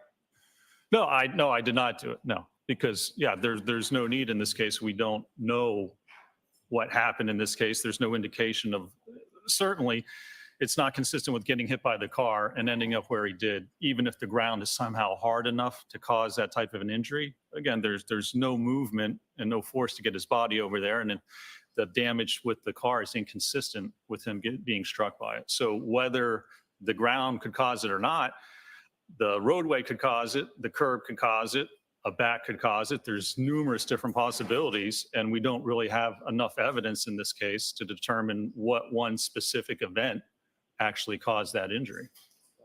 You didn't have enough evidence based on what you were provided, isn't that fair to say?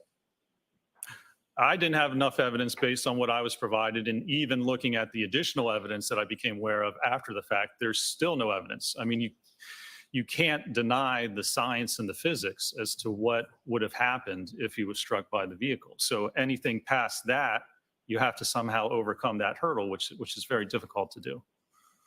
When was it that you looked at this additional material, and who provided it to you? We were informed after a report was issued that DNA was found. And that was really the primary issue. I believe that some DNA was found on the housing, which, again, there's numerous explanations or ways that DNA can get on a light housing. Let me ask you this, sir. With regard to the materials that you were provided with, was there anything in there that stated that Mr. O'Keefe's skull fracture on the back of his head was caused by contact with the taillight? No, I don't believe there was anything in those materials that Is stated there that. anything in those materials that indicated or that anyone stated at any point in time that Mr. O'Keefe's arm was outstretched at the time that he was struck by the vehicle? No, sir, there wasn't. Was there anything in there indicating that his arm was tucked in at the time that he was struck by the vehicle?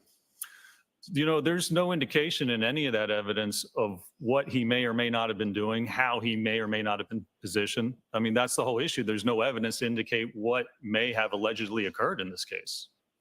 Now, a typical pedestrian collision that you see through the course of your work involves a pedestrian being struck by the front of a vehicle. Is that fair to say? I see all types of different people getting run over backwards, cars spinning, hitting sideways, frontal impacts certainly occur, yes, but we see pedestrians getting struck by all parts of the vehicle. I'm sure you see all kinds. What I'm asking is predominantly when you see a pedestrian collision, the typical pedestrian collision would be a pedestrian crossing a road in front of a vehicle as it's approaching. Is that correct? That's certainly not uncommon, yes, sir.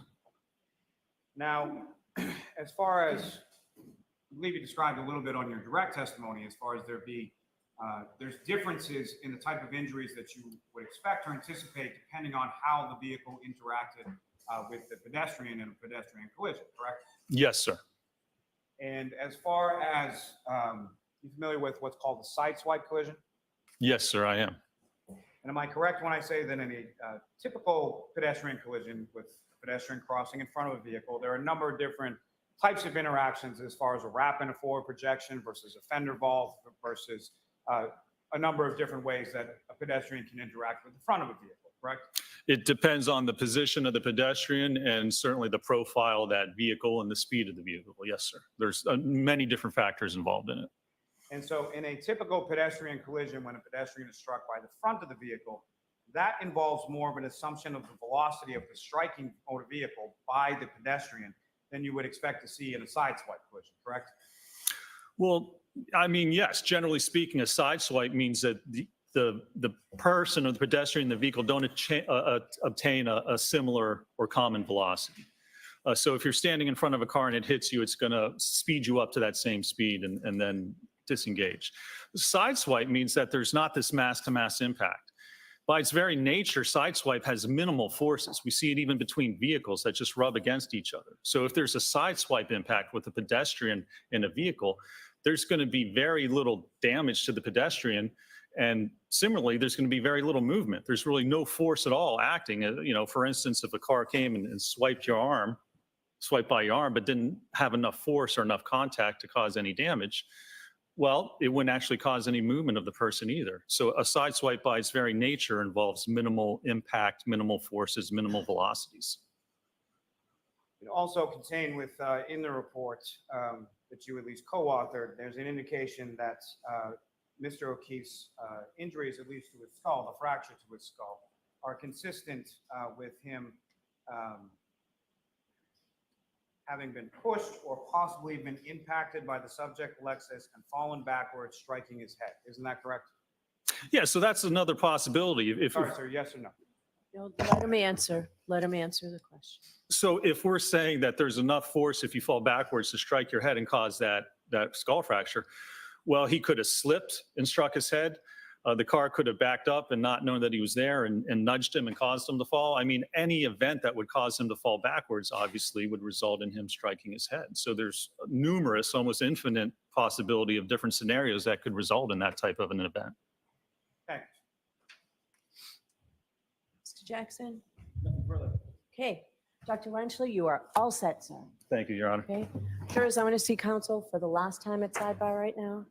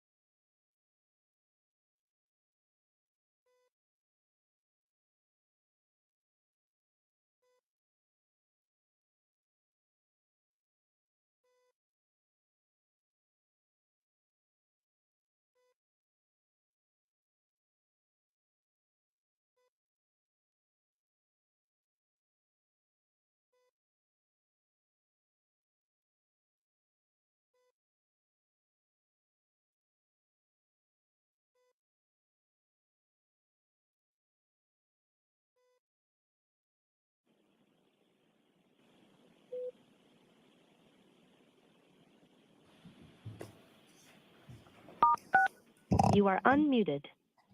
Thank you, Your Honor. With that, the defense rests. Okay. Jurors, that is the evidence in this case. After all these weeks, that's the evidence that you will hear in this case. The lawyers and I still have work to do for tomorrow. But tomorrow morning, we will have closing arguments.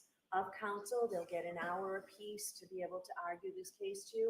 I'll instruct you in the law, and then 12 of you will begin your deliberations sometime tomorrow. Okay, so with that, please do not discuss this case with anyone. Don't do any independent research or investigation into this case. If you happen to see, hear, or read anything about this case, please disregard it. Let us know. We'll see you tomorrow. All rise for the court, please. Follow me, please.